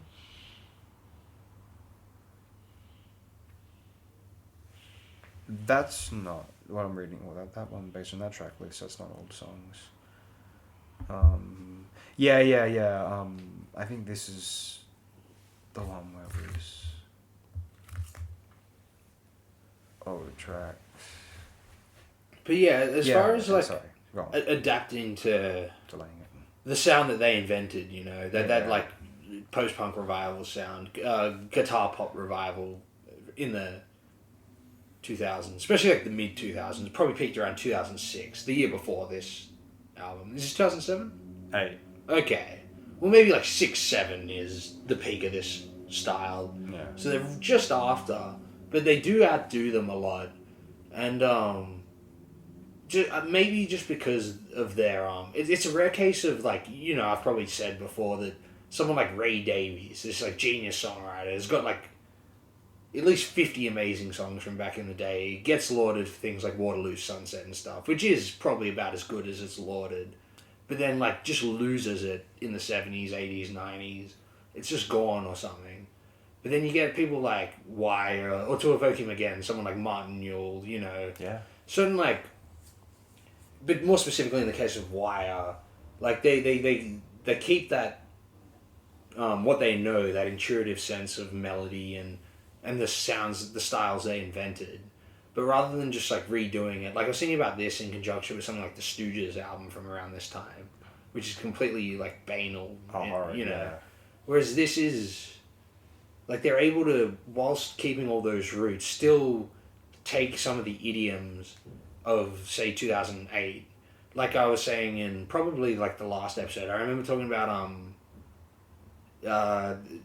maybe it wasn't even in the show, but you know that whole thing where Nickelback had that idea for one of their songs or whatever that was just done by the drum roadie, where they, like, cut out all the music. And it's a very common trope of that era with the production, where the guitars are so overdriven and right in the front of the thing and of the mix, and the percussion is sometimes overwhelming. But then because of that loud, quiet dynamic, they almost take Nirvana to the next level, where they just pull everything back. And then there's like nothing but maybe a bit of bass sound, or even nothing for a beat, and then boom, it all kicks in again. Yeah. And why are they able to incorporate that production trope of the era in such a natural way to their traditional style, that you almost forget that this is an old band. Yeah. So they're not out of touch in that sense with the Yeah. production and stylings and stuff. And they're able to still weave those newer ideas from the time into the thing they created very organically and naturally. So it doesn't feel like like you've often said, you know, the pop group coming back is a bit of an example terrible, yeah, of one of these old bands that were really in touch back in the day and could really push the whole culture forward. Losing that a bit, you know. Pixies Yeah. is another example. Pixies just seem cynical and angry. Yeah. The pop group just felt like they were either trying too hard or just, I don't know, out of touch. I don't know what, man. Whereas that definitely doesn't happen to Wire. Like, especially on this album, it's not stale at all. It's Yeah. if you haven't heard it, it's completely worth listening. It's very worth listening to. Maybe the only thing where it wouldn't have like meshed with the stylings of the time, and maybe it was like, you know, why it couldn't have smash songs or whatever, or even like a hit, is because maybe his voice is a bit weak by the time. It works really well on a few tracks, not quite on some of the other tracks. That's the only way you sort of know that it's an older band. You know, sometimes when an older band, they still got the same vocalist, they've been singing for years, they're in their 50s or like late 40s, so their voice is a bit weaker than it used to be. And there are a few songs where you do notice it on here, but that's a very superficial complaint, hence why it probably might have been the thing that hindered it from going, say, mainstream, with a very mainstream sound at the time. Perhaps because it's very idiosyncratic as well, because they're, you know, sort of artistic songwriters. Yeah. But it definitely, like, sort of shows those bands what they could have done, you know? Yeah. That's why I kind of really thought it was something neat. Like, it's like all these bands have been inspired by your work, and just like, oh yeah, nice try. Hold my beer, here's what I got, you know? That's sort of what this album is, you know? You know what this album has that those don't have, and why it wouldn't have been as big as those ones maybe, but why I can appreciate it more is it doesn't have these big production washes of some of these albums. It's a well-produced album, but the songwriting, it all speaks for itself, you know what I mean? Yeah. Like, it's not just distracted by all this like bullshit and effects and nonsense and like a very distracting dynamic of quiet, loud. Oh, but that's what I was saying. No, but it's there, but it's very organic, you know, it's not... Yeah, they're able to take those... yeah, no, you're right. It doesn't feel dissimilar to what they were doing on earlier albums, say. You know what I mean? Yeah, because they invented it, definitely. Yeah. Yeah. But they're able to use like you were saying, that sort of ear candy of that era, but they're not just doing it on like a whim or out of some like, you know, lack of other ideas. Yeah. They're doing it where it really enhances the ideas they invented, you know? I guess what I'm saying is all the albums, all those artists that had the big records, hit songs, Yeah. those tracks are all overproduced as fuck. Yeah, no, definitely. And this has none of that. That's I guess that's all I was wanting to say, yeah. Sure. It's not as tackily overproduced. Think about like a Killer's song, like 'Cause- what the fuck is all that about? You know? Yeah, no, Like definitely, everything definitely. going on in that nonsense. You know? Even Franz Ferdinand. This has touches wasn't that bad. of that overproduction, because that was just the style of the time. Overproduction. I don't really notice it, but I'm sure if you pointed it out, I would notice. They do it, but like you said, you can't even notice it. It's like, it's a bit more subtle, yeah. Definitely. Yeah, I dare say this is one of my favorite albums of the 2000s. I mean, I'm sure there's other stuff out around there, and stuff that like this sounds modern, but in a very safe way. Definitely for a legacy band at that time. Like, it's such a good legacy band album. It's kind of ridiculous, actually. Like to the point where if you didn't say, maybe other than the voice, that it was a legacy band, someone wouldn't notice. You know, wouldn't even notice. Yeah, and like obviously there are other albums from the 2000s that sounded more like forward thinking, but this is, I would suggest, what was it? I just said safely modern. You know what I mean? Like, Yeah. It was an example of the modern, very sort of palatable way by like the end of the decade. You know, and the 2000s had a very sort of there was a very identifiable aesthetic. That it was, I wonder if this like, album made fair. Mark Fisher freak out as much as the Arctic Monkeys album. That's an interesting question. I have no idea. Mark Fisher might have been the kind of guy who wasn't on board with Bell as a cut back in the late 80s. Who Yeah. knows? I wish I had the opportunity to ask, obviously. But no, in any instance, I think that while one of the more interesting and they just come across as one of the more intellectually compelling and creative acts in the whole British punk or just global punk continuum. Definitely, I have yeah. so much respect for them. They're the ones who are arguably at the beginning of it all. They're like the original art punk band in a way. Yeah, and like... They're the Kraftwerk. Yeah, of art like, punk. and like, I more identify with like, in the UK context, the art punk world, in the American context, the acid punk, you know what I mean? Because Yeah. American art punk's more like New York and kind of snobby, I don't know. But Yeah. like, I like the more acid punk of the sort of, you know, going from around the States, gigging in like the cool venues across, where there is cool pockets of cities who have alternative cultures, you know what I mean? Sure. Rather than just like hobnobbing around New York all the time. Is that like the Butthole Surfers? More like, you know how we were talking about like Dog Bowl and Brian Jonestown Massacre? Yeah. And the act on... Yeah. Who's the act with like the long name on the last... Oh, program. yeah, Thinking Fellas Union. Yeah, stuff like that. Yeah, no, that's all the same scene. Yeah. That, the art punk in England, you know, as you say, like Magazine and Wire and Swell Maps. Well, Yeah. well, I guess. Swell Maps. The Fall. Well, then... Fall and Swell Maps can fall into art punk, but they probably weren't at art school as such. It's a bit more like the American acid punk thing, yeah. Definitely. It's like garagey, you know.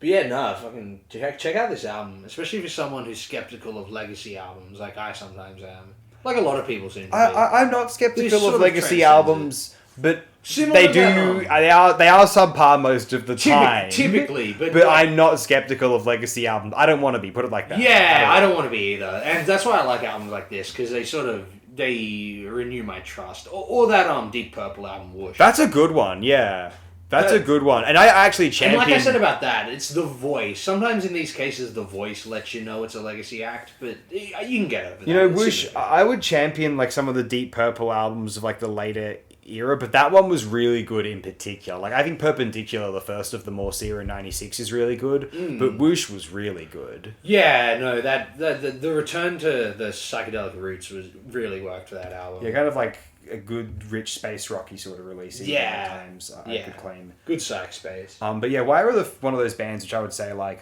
bands which have been good throughout the whole discography. Like I would sometimes think of Wire when I would have that sort of discussion with friends here and there. Sure, like, yeah. Like sort of like when I got into their work from like 2021 onwards, as I was saying earlier. Yeah, and I became yeah. familiar. I'd be like, oh, you know what, Wire, they're good. They're a good example of like consistency. Yeah. They're just creative. Their shtick is just being very inventive as fuck within that punk idiom, and like you can do so much with it. It's like, I mean, post rock does it too. Like, oh, look what we can do with these sort of instruments format. But like, even in the post punk, they got from, Joy Division to Milk from Cheltenham to Swell Maps to Talk, which post rock then. Yeah. I'm glad they did that. Me too. Oh man. Anyway, speaking of consistency, do you want to move on to my next one? To the Meters. Yeah. Metronomic. Yeah. Can you think of a genre that's more consistent than that whole like jazz funk movement? It's almost like the beat that they have itself. It's just like I said, metronomic. It's just sort of apt that the meters are named after, something that I assume like it's like a parking meter or something that measures, a certain quality, whether it be distance or time or what have you, right? And this one, the meters trick bag, I guess I chose because being a fan of the meters for, they were probably like the first, they were like my gateway drug into that world of jazz funk and stuff like that. Just because they're quite well known for, the infectious grooves and the sort of abundance of sampling, like drum and bass bits and stuff like that. And there's a sort of like inventiveness and like hard funk quality to their early releases, and amongst like seemingly like music snobs and stuff, they have this reputation for being like a very arty dance band, that would somehow have instrumental hits at the time and like sort of be very like progressive in like an instrumental sense. And then I guess you eventually get to like the late 70s and jazz funk sort of, every jazz funk artist does a little bit of disco by this time, right? And so this is like the meters going like in people's minds full commercial, and I think critics like completely had a backlash against this because they expected the meters to be this like inventive groove band that they were in their early days. And like I only heard this album maybe 2 or 3 months ago because a friend of mine bought it for like $10 or something as the record itself. So I was listening to the record and I'm like, man, I can't believe I just sort of haven't listened to this. Like it like I said, it is commercial, but like I was saying earlier, when people have this idea of like create like inventive bands who set like paradigms and stuff, become canonized and whatnot, sometimes like when they don't have work that's not complete trash, like it might just be like good commercial music or something, people like have some sort of arbitrary take that it's like not worthy of something, not worthy of quality, or in the Chris Gow sense, like consumer guide, approval or something. Yeah. And so when I heard this, I was like, man, I just, sometimes I'm too skeptical, because an album like this, you're just like, damn, it's just like a good example of like that sort of cheesy 70s, like breezy music with a bit of funk and stuff like that, but just done in like the Meters style, like maybe even similar to like the reason why I picked, say, Junk Culture by OMD, Oh yeah. This album is like, it's sort of similar to that, where sometimes going commercial from one of these hyper-creative bands actually works, especially retrospectively. Like, maybe at the time I could see this being disappointing, but just as sort of another addition to an already great discography, I'm like, man, I can't believe I ignored this. The only other album of theirs I haven't heard is actually the one after. And for some reason, like, one of their albums is called Cabbage Alley, which is after Look Kapai, I don't know how to pronounce it, but like one of their bigger albums, and before Rejuvenation, I think. And for some reason I just haven't heard that album. But so I got to give that one a listen. But I was sort of taken aback how like this sort of, I guess from people who are just maybe even similar to like you picking Camel, with them doing like pop music and stuff. They're like veterans of, you know, the music industry and instrumental music and stuff like that. And when they go like a bit commercial, try to introduce these pop sensibilities, it's not as like they'll take tropes from the time, similar to like I was saying with Wire earlier, but rather than being like jarring, I feel they're sort of organic, and like it's just like if people weren't so skeptical, like there could have been actual hits off this. Like the first two tracks would have been absolute hits, like the disco song and the like cheesy like movie like montage ballad song. Would the first track have been a bit too like derivative for people, or do you think Maybe, just wouldn't have cared? but it's what, 77? 6, so it's very Six, early yeah, it's to it. right at the start, yeah. No, that's what I'm saying. It's if it's jumping on the bandwagon, it's really early. 76. This is before Saturday Night Fever come out, you know. Exactly, that's another reason why, like, yeah, I'm But surprised. I wasn't there, so obviously I don't know how big it was. Well, but- the Hustle's 75, but, you know, 76 is still fairly early to disco. But it's probably around the time all these sort of bands were doing a little bit of disco. People Like, tend to think of disco as like 77 to say 79. Curtis and Isaac Hayes were doing a little bit of it in 75, you know. Sure. But, yeah, I'm just surprised that, like, yeah, but people, when I had my YouTube channel, one guy had a theory, maybe it's a thing, that, like, it was just due to, like, a sort of racism from the 70s. Oh. Why this sort of music was just, critics would be like, ugh. Oh. Like a sort of middle America rockist thing or whatever. Oh. So I'm like, okay, I could sort of see that. Though some of them, like, say, a Chris Gow, who's from New York, has one foot in the middle America world because he wants to be the mouthpiece for what's going to be big or whatever. But also has one foot in the, like, you know, bohemian New York, like the revolution will not be televised type world, you know. Yeah, So I can see that's why gotcha, he yeah. championed the meters and stuff like that, you know. But yeah, I was surprised how good this album was, considering how it seems to be just like disregarded as commercial trash. Like, if this is commercial trash, like, what were all those really popular songs? Well, yeah, I think I thought this was quite good. I enjoyed it. I've never really heard it before. I think of the Meters as being like a really strong band. I had the on that aforementioned iTunes, I had the self-titled. I used to think it was fantastic. Yeah. I That's a thought it was classic, really good. yeah. And I might have heard Rejuvenation at one point, and I thought it was very good. I'm sure I've heard that before. I don't know if I had it on my iTunes though. That's the thing. But Yeah, no, I remember one time you were playing that album. Rejuvenation. Yeah. Okay. Because I was like, oh, I didn't know this. Okay, cool then. Yeah, there we go then. Maybe it was like on my phone. I was trying to get to know it better. Sure. But no, I thought this was really quite good. And but the thing is, it's like I enjoy a lot of like 70s stock music. I like listening to like Muzak. I think the 70s had a good ear for like. I think it was good to incorporate all these great funk and sort of groovier jazz sounds within the mainstream idiom, and a lot of the old school acoustic jazz people had a problem with it, but like they thought funk was just trash. But like I think funk is like on the periodic table. I think it's like an element of the universe, as Charles Hayward of This Heat said to Derek Vaughan on his YouTube channel once. Nice. And the funk is like a prime element in the universe. Yeah. And I Like think that old Mighty Boosh bit. Sure, yeah, the funk. Quincy Collins found him on his farm. But, and so I enjoy that sort of thing. I think that's kind of why like the 70s is an interesting decade. The High Weed and So Eric Davis is right there actually on the book. But it's when people think of the 70s, they think of that cool, chill sort of like, you know, it's a kind of chaotic, crime-ridden, kind of potentially scary time. But compared to the peaceful, lovey-dovey 60s, late 60s, say, but people there's that sort of like Shaft, sort of like, you know, Superfly soundtrack thing going for everything in the American context in your mind.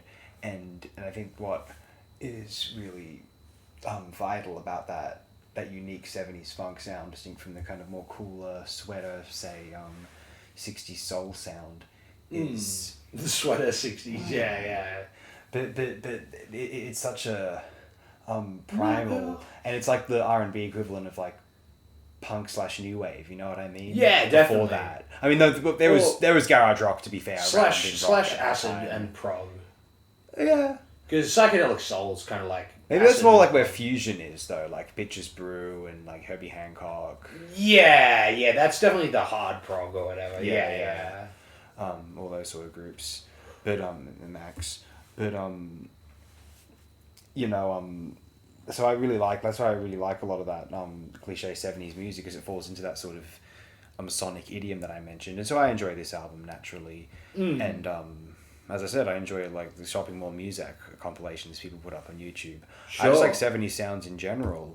I like the library music. I like a lot of the popular music. Some of the soft rock kind of wears thin on me, but some of it I really like. I adore. One of my favorite songs is "I'd Really Love to See You Tonight," a very wholesome sort of soft rock pop song of the day. Yeah, that song. Yeah, no, that's true. This album's got that sort of like 70s soft styling. It's just done very, like, clearly. It just feels very enjoyable. One thing I want to say as well is they cover They cover the Rolling Stones' Yeah. "Honky Tonk Woman" at the end, and it's better than the original because I never liked the original. I agree. That much, to be Yeah. honest. And I like the Stones plenty. It's probably- at that time, but you know, Nah, not that all song, much. man, It's annoying, boring, not very melodic. What you is a know. honky tonk woman even? I agree. Honky tonk- I don't know, The it's version on like- this album is better than the Rolling Stones. Whether that be blasphemy, I don't care. Yeah. It probably is my least favorite on the album still. This is the one like sort of thing that about this album that stuck out of my mind as a weird sort of another way that this album's fascinating by covering that song. Sort of like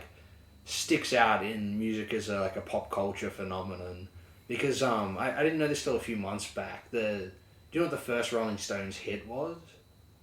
One of these like blues covers. Yeah, it was called "It's All Over Now," Sure. and it was a song written by Bobby Womack of all people. Oh, okay. For his group at that time, and he covers it on the album I bought. Huh.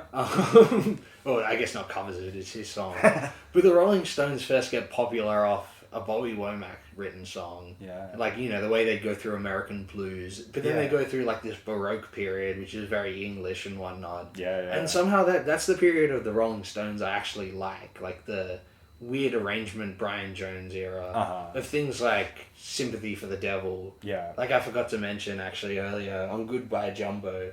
The best part about like the Way Down Now song is it's got the ooh, ooh. Yeah, sure. Like just all those weird Baroque sort of freak beat, quirky like pop things about the Rolling Stones from that era is really quality. Yeah. But then, yeah, they go back into the blues thing in the 70s, and it's just like banal. Like it only works on the one album, you know. Which one? The Exile on Main Street album. You don't like Sticky Fingers that much? Nah. Oh, not- okay, wow. Nah, not really. Okay, yeah. okay. Well, the only album, and I think the only reason why I like the blues rock revival thing on Exile on Main Street is because it's like a murky, non-distinct album in a way. Like the songs just blend together in such a way that's like normally like Rolling Stones albums are kind of jarring, the blues stuff, you know. Maybe. And that's just how I feel about like Honky Tonk Woman. So then it's interesting that then the Meters go and cover the Rolling Stones song, who are kind of like the infamous, you know, them and one probably your next pick, I think it is, like considered the, you know, the English culture vulture pillaging of like African American blues stylings or whatever, right? How English, yeah. Well, I kind of liked it when your next pick did it, more so than the Rolling Stones. Oh, in interesting, general. okay. Yeah, because like the Rolling Stones around that time aren't as inventive. I feel like sonically, like maybe songwriting wise, maybe because this album has pretty easy songwriting qualities, but the production is quite inventive. Well, I was going to say this about the Stones. It's like, I don't really care for the records they put out after Exile on Main Street, but I'm a big fan of obviously Exile on Main Street, and I really like Sticky Fingers. Let It Bleed's okay. But you know, I like the albums from like Aftermath through to like Beggar's Banquet. That's very good stuff. That's my Between the favorite. Buttons is definitely my favorite of them. So that's like your era you're talking Yeah, about. that's my favorite era of their stuff, easily. Yeah. And I guess I have a positive feeling about Trick Bag by the Meters. Also, adore the album art. Very terrific stuff here. It's like a mannequin, I think. It's like a big black booty. And we're moving on now, as you suggested just before, Led Zeppelin. Led Zeppelin, 1969. And okay, so this is going to be the last time I discuss Led Zeppelin on the show. But like, Oh, you're not going to do Into the Outdoor? that's alright, but I don't feel I need to be honest. But the thing is, I always like when I did Houses of the Holy, that was almost me doing this album actually. But then I was like, no, Houses of the Holy is my favorite. I'll do that one. Didn't you do 4 as well? I did 4 as well, Yeah. and I almost did this one then at that time. But then I was like, no, I'll do 4 because I'll feel the need to do 4 at one point. Okay. Because of Eric Davis, I want to kind of talk about. This is a compulsion I have, I suppose. Yeah, what's an interesting album to talk about? Yeah, because the part of how canonized it is, and also because I always loved that sort of English Beatrix Potter thing it did with rock and roll. You know what I mean? I talked about it there. I don't need to repeat it here. But Yeah, whereas this isn't that. not yet. Yeah, necessarily. Here's the thing about this one. It's that I always felt as though, like, I think sometimes it's easy to imagine the reputation of this one as just being, oh yes, their first one. But firstly, I would argue that Well, it's got one of their most popular songs. that's true. It's got a really great cohesion in that sort of rockist novel wannabe sense, in that sort of great album styling. It does have, I think, a really strong structure in the way that people ascribe to, more so to the one after this, which I think the first one is better. I like the second one a lot, but I think the first one's better, actually, overall, quite a bit. And people ascribe it to 4 and even Physical Graffiti, I think, too, even if it's a double album or whatever, you know. And the other thing is, I think if Zeppelin had disappeared, or if this wasn't a success, well, somehow it's impossible to imagine. Well, let's say Deep Purple with a big band, somehow, and the Zeppelin kind of went by the wayside. Or like, you know, this album didn't do well, Deep Purple still kind of took the idea of being heavy, but Deep Purple with a big band, and Sabbath still do their thing, and Zeppelin would just, I don't know, like, went away. Jeff Beck was big, maybe, instead. That's a strange world, but Yeah, sure, yeah. but like this would still stand out as this really amazing sonic experiment, this great production. Yeah, I could see this being like a project. lost wave classic or whatever. And that's why I always felt as though there were strengths to this album, bereft of it just being the first one of a series. You know where it could transcend that though, records. being like a sort of lost wave thing.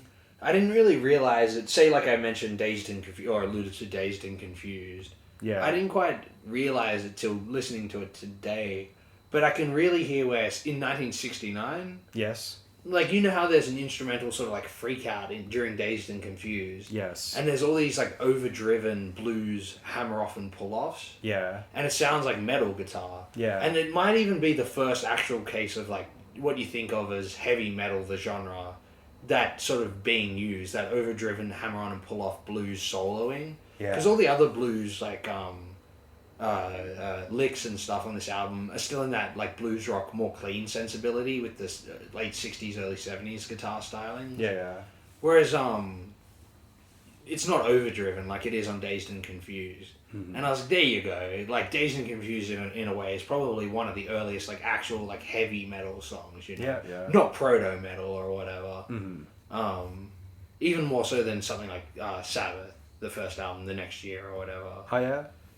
Yeah, because that's more of the droney metal, Oh, hey, which became yeah. like stoner metal or whatever, Mhm. or like the blues thing. Yeah, Whereas yeah. then people say, you know, the band that removes the blues from metal initially is like Judas Priest. Oh or sure, whatever, yeah, that makes which sense. is with yeah, that yeah. overdriven hammer off pull off Yeah, sound, yeah. or even similar to that's what Steve Hackett's doing when he's shredding. Yeah, you Genesis. know? Yeah. It's like overdriven. I'm not a guitar player, but do you know what the hammer off and pull off is? I don't know if I necessarily do. No. Well, you know when you strum a guitar, you have to hit the string. Yeah. When you hammer off and pull off, you hit it, and then you like take the momentum off the fretboard from one note to the other note, so you don't have to strum it again. You can play another note. So that's how in blues guitar you get all the licks that go. And I was just like, yeah, Dazed and Confused. He's definitely doing that in less of that like sort of janky blues way, and more in like a knife cutting, shredding sort of sensibility. You know? Yeah. And so that might be the one reason why this album would maybe transcend like Lost Wave. I hear what you mean. Yeah. Sort of thing, you know, because it actually was like inherent to the nomenclature of developing music. I hear what you mean. Yeah. Rather than aping off of it in some way. Yeah. And the thing is, we got to remember, not only is this 1969, this is released 12th January 1969. All recordings of 1968 then. Yeah, September to October 1968. Yeah, you think about this in like correlation with something like Abbey Road, probably recorded around the same time, and you're like, oh, like the blues sensibilities keep it marred in like a a world that the Beatles transcended with pop beyond like blues and R&B. But then you hear like what I was saying with the Dazed and Confused freakouts and the electric guitar work and stuff like that, and you're like, okay, this is way ahead of the Beatles, like from a similar time, like 68 or something, right? Yeah, and I think that's what's so brilliant and interesting about this thing is it's thinking about Zeppelin in the context of the 70s is obvious. It's like, oh yeah, they invented the 70s major hard rock sound or whatever you want to, claim. But thinking about Zeppelin in the context of being like a 60s act is something we don't often think about because most of the fans came a little bit later, and you would have had to have been like pretty early to the group to have been a fan in 2 albums in the same year in 69, but still like, just you got 1 year there in the 60s to be onto them, and just when all your context is the sort of the British blues acts or psychedelic groups or more twee sort of jangly pop. Like, this thing comes out of nowhere. Some have claimed that it was stealing ideas, including the guy himself, Jeff Beck, from Jeff Beck. Yeah. And, like, look, I think it's similar, but there's a certain ferocity to this, which, if there's songwriting tropes being stolen, that's okay, but and certain acoustic guitar moments, there's that Back Mountainside sounds like the Bert Jansch composition is very true. Yeah, but sure. There's certain explosive ferocity where it took Cream to another level. Yeah, this album is very reminiscent of Cream, and that's a good example. It is sort of kicking it up a notch. Cream and Jeff Beck, yeah. And we've got to think about like it from as a production, as more so than a songwriting. Not that I'm not putting down the songwriting whatsoever myself personally. Or even like Tull of the Time isn't quite as no. Tull forward, was more a bluesy sort of group. Yeah, exactly. Yeah. And then Stand Up's not the heavy album by any. Tull were never that heavy. I wouldn't claim. Nah. Well, this album's not particularly heavy either. It's pretty heavy. Like, there's not much heavier around it, I would say. I suppose. Maybe only the freak out on Dazed and Confused and... Like, yeah, the riff of Communication Breakdown is very, like, similar to, like... Is also sort of prescient to heavy metal as well. Sort of in the same way that, like, Deep Purple eventually got round to doing Highway Star. Or like even Paranoid. It's an example of one of those like chugging riffs that's very prescient to heavy metal, In Rock was very heavy the next year. Yeah, that's true. Uriah Heep pretty heavy the next year as well. And, yeah. Very humble. That's more organ-centric That's true. as well. That's actually, yeah. Similar to Deep Purple. Whereas there's like organ on a few songs on this. Your Time Is Gonna Come, yeah. But it's not as organ-centric as that music, I feel. No. It's more in the sparse blues tradition. Yeah. Like, you can see why people do say they're, like, ripping off the blues or whatever. But you can also see where they're coming from when you hear this album. Like, maybe because they were probably pretty young. Not very, yeah. And they probably just love blues music earnestly. And they were like, well, that's the blues tradition, Yeah. They're not, like, they're from the UK. They don't understand the sort of weird... The American recording American, industry, yeah. Even sensibilities around... blues tradition and the sort of racial elements and various things, the cultural elements of it, right? Yeah. They're more just like spectators so inspired by it because it's universal music. Yeah. It genuinely touched them and they're just young and naive and maybe a bit stupid. And so that's how that happens. Yeah. But the ambition and the sort of artistic sentiment comes through in spite of the naivety, Yeah. I think what people were always ultimately upset about in the end was just the fact that people weren't credited / given royalties rather than... Yeah, because they probably sold gangbusters by the... Yeah, like... If by the time they were huge, this album probably sold a ton. If these albums were lined with credits, I don't know if people would have a problem with it, because maybe some people would still be going, I can imagine, people don't look at the liner notes and realise that blah, blah, blah, blah, blah. Actually, I'm sure that would still be a thing. That reminds me, actually, I have a funny sort of anecdote about that where my older brother told me a few years ago that, like, because I remember him being like a teenage metalhead, and I remember him getting into Sabbath and Zeppelin and shit like that. Yeah. And he mentioned that he was really disheartened because around the time, like a year or two after he got into Zeppelin, they were reissuing the albums on CD in like the mid-2000s. Yeah. And that's when they finally had to put the credits to like the songwriters of old blues staples and stuff, and that's how he as a teenager learned that they were like older songs or whatever. And I was like, oh damn, he was actually there at the time as a teenager. So maybe that's why some people got a bit disheartened by Led Zeppelin. But So he was personally disappointed that they hadn't written they covers rather than. yeah, or not like and it was being covered in the media as like a sort of disingenuous thing, you know. Okay, yeah. And he's learning guitar and a burgeoning metalhead, so you can see where like suddenly figuring out that like musicians are hacks or whatever, you'd be like, oh no. But like that's almost the secret sauce is like everyone's a hack, you know.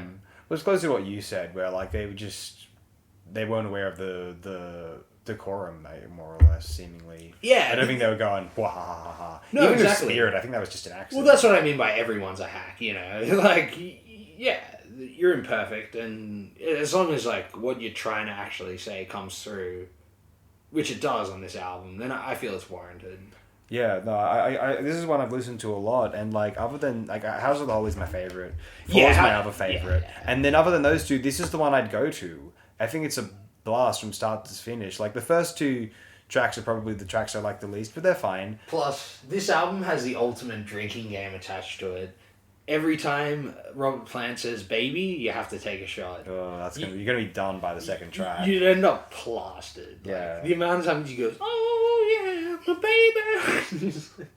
Man, why do these guys have to be the people with like a story attached to that as well? And it's like, the groupie thing, and it's like, what's with the 70s and the word baby? Like every song had baby in it. It's just, I guess this is the 60s, but like you said, you think of Zeppelin. It's going into it, yeah.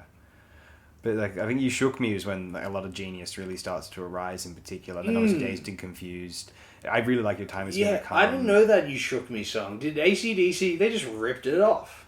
Oh, the idea of the You Shook Me. Yeah, all night long. And all night long. Like the lyric is verbatim, just taken out. Why didn't people ever cite that?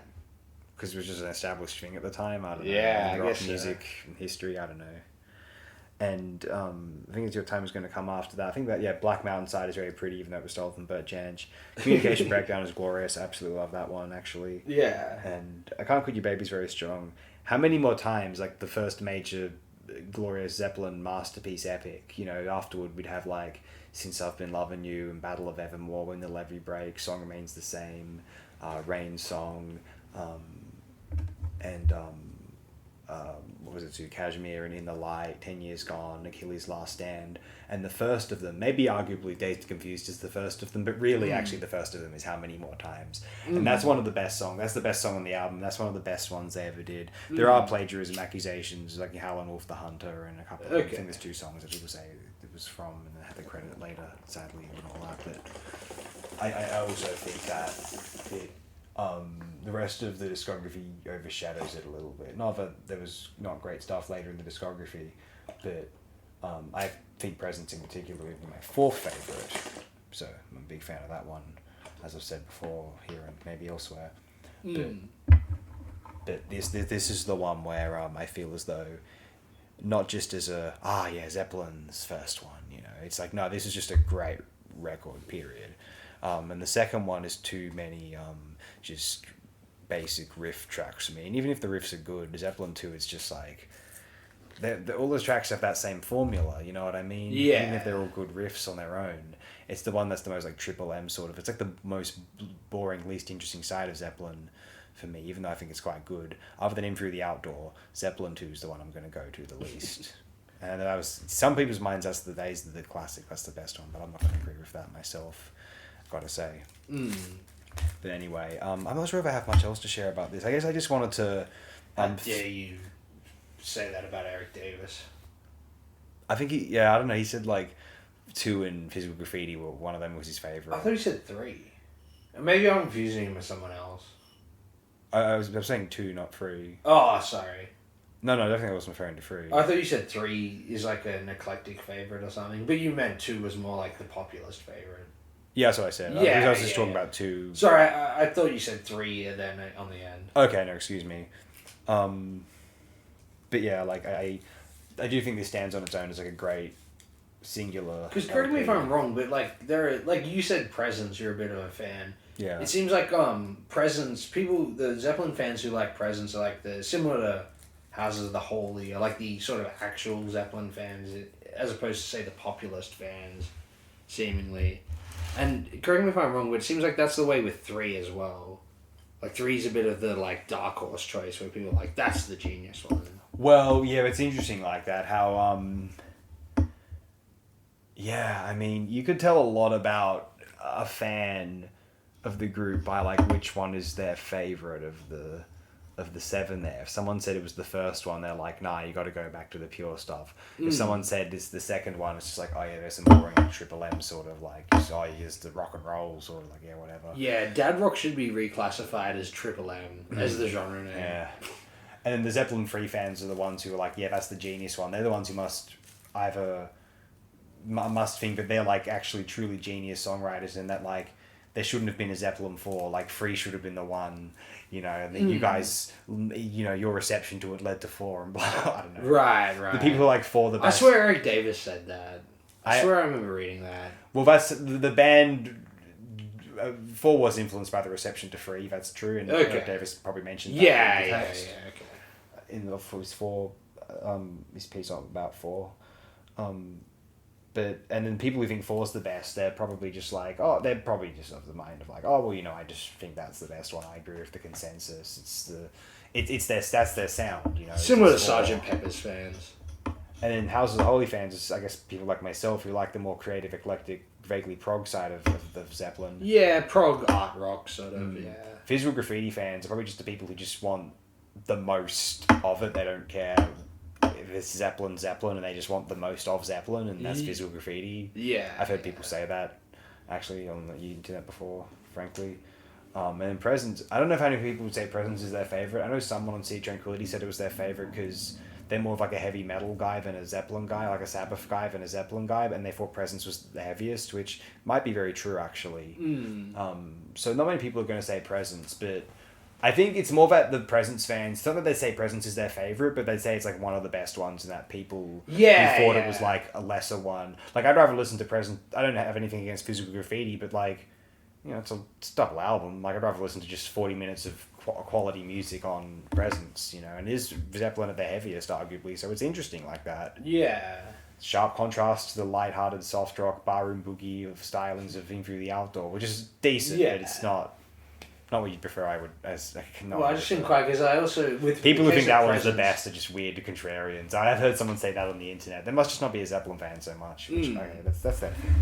Well, yeah, it seems like Presence is the sort of album that, like you said, it's not like it's the real Zeppelin person's album. It's not their favorite, but they're like, this is a good one, because like, it seems like the casual is like, oh, that's bad. The only song that's well known on there is the first track, Achilles' Last Stand. Yeah, because it doesn't really have well known tracks. Yeah. Whereas like it gets cited. Maybe Nobody's Fault for Mine is well known. I don't know. It's the sort of Led Zeppelin reference that gets cited in like a Sun Kill Moon song or something. You know what I mean? There you go. That's like how he references like Tomato and Going for the One, except those aren't very good albums. In my I don't know. It's probably even in the same song. Oh man. Yeah, no, I dig this one, and this is the last time I'll talk about Zeppelin on the program. I think all the stuff that people accuse them of is true, and I also think the music's good, and I also think all the bands say, oh, people like Zeppelin, they don't know about all these punk acts, or electronic acts, or lesser-known rock acts, or jazz acts, and it's like, I know about those, I agree they're all better, still like Zeppelin, I still have a soft spot for them, and I don't know what else to say, here we go. They're not a bad band, it's just they're the face of, like, rockism. That's sort of their big downfall. In a way. It's almost like their like mystical hubris coming back to bite them on the arse. Well, just like it would for Aleister Crowley. I mean, that's if they want to be Aleister Crowley. That's what it's supposed to feel like. If you didn't hear it, like, go listen to the episode where we talked about 4, because I think we went in depth with their like mystical hubris in that one. Yeah. That's an interesting rabbit hole, definitely. And read the Eric Davis book of Eric Led Zeppelin 4 if you like. I have an audiobook of it if you'd like. Maybe turn it down. I think I talk too fast for some people sometimes. Just hit half speed on YouTube. Yeah, I don't want to hear anyone complaining if you know about that option, by the way. No, complain away. All comments are good for the algorithm, so complain away. 0.75. Oh, I just sound wasted. Oh, man. But yeah, I guess if you want to move on. Yeah, let's do that. Speaking of genius songwriters, with like, I suppose you'd say the opposite of mystical hubris. Like I feel this guy Moondog has a genuine, like what would you say, like hermetic mysticism about him that is like in a way sort of pure and at the same time like this sort of like a monk's sense of serenity where like they recognize, like for example, he's a sort of hobo figure or whatever. They sort of recognize similar to the cynics or whatever of the ancient Greeks, philosopher clan or whatever movement. Yeah. They recognize the sort of veracity of the world in a sort of nihilistic sense, but mix it with this like hermetic, childlike sort of philosophy or whatever, and are just able to sort of encapsulate a sense of earnest mysticism. I feel as someone who like is interested in the sort of in mystical skepticism and things like that, the sort of trappings of guruisms and popular historical figures in the world of the counterculture. Your Timothy Learys, your Burroughs, your even like cultish sort of people like the evangelical guy Billy Graham or like the Branch Davidians around like Waco or whatever. Mm-hmm. And so like I sort of find it fascinating that there's so much debauchery and like like in the New Age movement, things like Ramaswamy, whatever he's Rajneesh, and that whole like Western thing where they would get into like weird Hindu cults and stuff like the Rajneeshpuram. And there's a sort of like skullduggery and snake oilsman to mystical figures all throughout history seemingly, but definitely in like popular culture. Once it gets sort of like the whole once culture gets rectified to consumerism, and you get gurus become like salesmen in a sense. Yeah. And that's why when I hear something like Moondog Heart Songs, this album, right? And I feel like I said earlier, it's this hermetic, like idiosyncratic sentiment or whatever, but it feels so universal and like soft and human in a way. Like soft is the only way to describe it. Like his earlier music is like what do they call it? Third stream jazz or whatever. Yeah. A sort of blending of like bop and classical music and stuff like that, right? Yeah, so kind of And- more world formal styles, yeah. Mostly instrumental. Like he's got a bunch of these lo-fi Orchestral, albums yeah. in the 50s that are like that. And then his first like hi-fi album was like the Moondog, Self-titled, from the yeah. late 60s. Yes. And that's sort of like considered the classic, and that's a very good album. Like yeah. it's even in like The Big Lebowski or whatever. In an interesting way. That movie has a weird meta thing on music, but that's a discussion for another time. Yeah, I know. Anyway, the second album, Moondog 2, is like this interesting, like almost like hyper experimental minute long song. Like they call them rounds. It's some like medieval style of writing music, and it's done with all these like self-invented instruments. It's like high fidelity lo-fi, if that makes sense. And it's like him and his daughter singing like these troubadour songs, and it's like a beautiful album. And then I was reading today, I didn't realize he has an album from the 90s, which is sample spelled backwards. And I guess it's him like experimenting with classical music and samples. I'm like, damn, I gotta listen to that one. Yeah. But this album, Heart Songs, is like weirdly charming in a way. Like it's very basic compared to his other stuff, but still kind of complex. Like I've heard it described as like Bach meets nursery rhymes. Yeah. And I think that's the best way to think of it, especially like to sort of describe it if you haven't heard it. Because it's all these like hyper, like complex, yet like repetitive piano bits mixed over just very simple, like whimsical lyrics and stuff like that. Like one of my favorite songs on the album is just called like I'm This, I'm That. And it's just him repeating that he's this or that. Mm-hmm. Or another one is Enough About Human Rights. Yeah, and that's it's him memorable. just repeating enough about human rights, what about plant rights or ant rights, and just whale Yeah, rights and rights, yeah. snail rights, and like just all these funny simple variations. And then like one of my the song that got me into this album initially was it's probably the closest thing to like a poppy song of the album. It's called Do Your Thing, and it's just like this. It's like a barroom piano bit. It's like, you know how people often think of that barroom piano pop music like Billy Joel or like the Randy Newman sort of music is this like universal, like deep music or whatever. I've never really felt that until I heard this song, and I'm like, it's like this like barroom piano, beautiful pop melody song with simple, once again, nursery rhyme lyrics. In maybe even like a John Lennon sense as well, just done very well and like so catchy. It's probably the catchiest song on the album.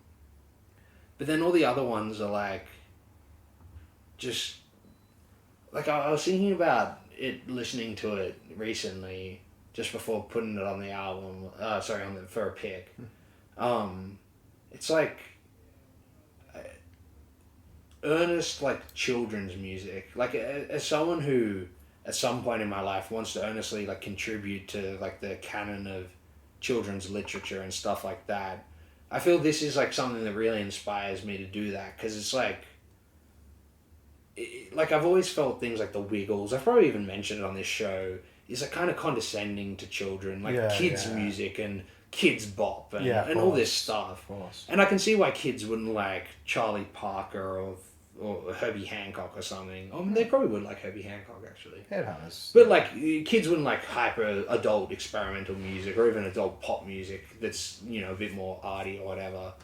But then you get something like this, which is like nursery rhyme-esque, like simple yet weirdly complex, like, and very like sort of sentimental and like simple, like Aesop fable-y sort of stuff. Yeah.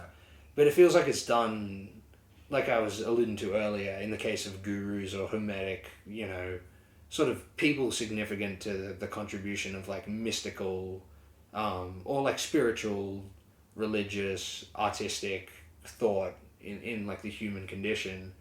I feel like an album like this is, and something like Moondog is really similar to like Burroughs I cited earlier, as opposed to the charlatans or whatever. It really feels like it's coming from a real place and they want to contribute something. And like, this is the sort of thing that, like I said, I feel like if kids grew up on music like this as opposed to more banal things like High Five or something I heard as a kid, there might be a sort of like a potential in early childhood development for like more sort of indicative and like original, the thought that's more indicative of like originality, creativity, and like less anxious, Yeah. And like that's just why I love this album. And someone like Moondog, it's just and he is very influential. Like, even he has a song called Moondog, which Prefab Sprout cover on one of their shitty pop albums, and I'm like, that's hilarious. Like, that's how I didn't realize that until after I picked this, and I'm like, I love how like I somehow picked a thing that has a tangential like connection like that. So yeah, like a person that is, I feel, hyper similar to Alan Watts, like a sincere, mystical, like hermetic person that operates within the media paradigm, as opposed to most of those historical figures. They're only in like, retrospective literature and stuff, Yeah, like this is, I've not heard this one before. I thought it was very good, rather powerful, and if you like the kind of songs, well, it's interesting you mentioned that kind of things that are useful to be heard by younger children. I did think of these songs in the context of like, if an educator in sort of a university context is trying to teach people how like songs are written, they would love this album. They'd be like, look at this guy's probably studied Moondog, he's probably studied the American songbook back to front, he knows all about the great songwriting folk traditions, outsider traditions of all these rural areas by ear, and because he was blinded as like 13. Right, and so these educators would say to certain students, come together, you've got to listen to this, like how he puts these songs together. It's very traditional and formal, and yet so considerately and with respect. It's what you mentioned Bach, seemingly with respect of like a very prestigious musical art tradition, theory tradition, you know what I mean? Yeah, definitely. But they are like absolutely like kind of sort of timeless, and they're very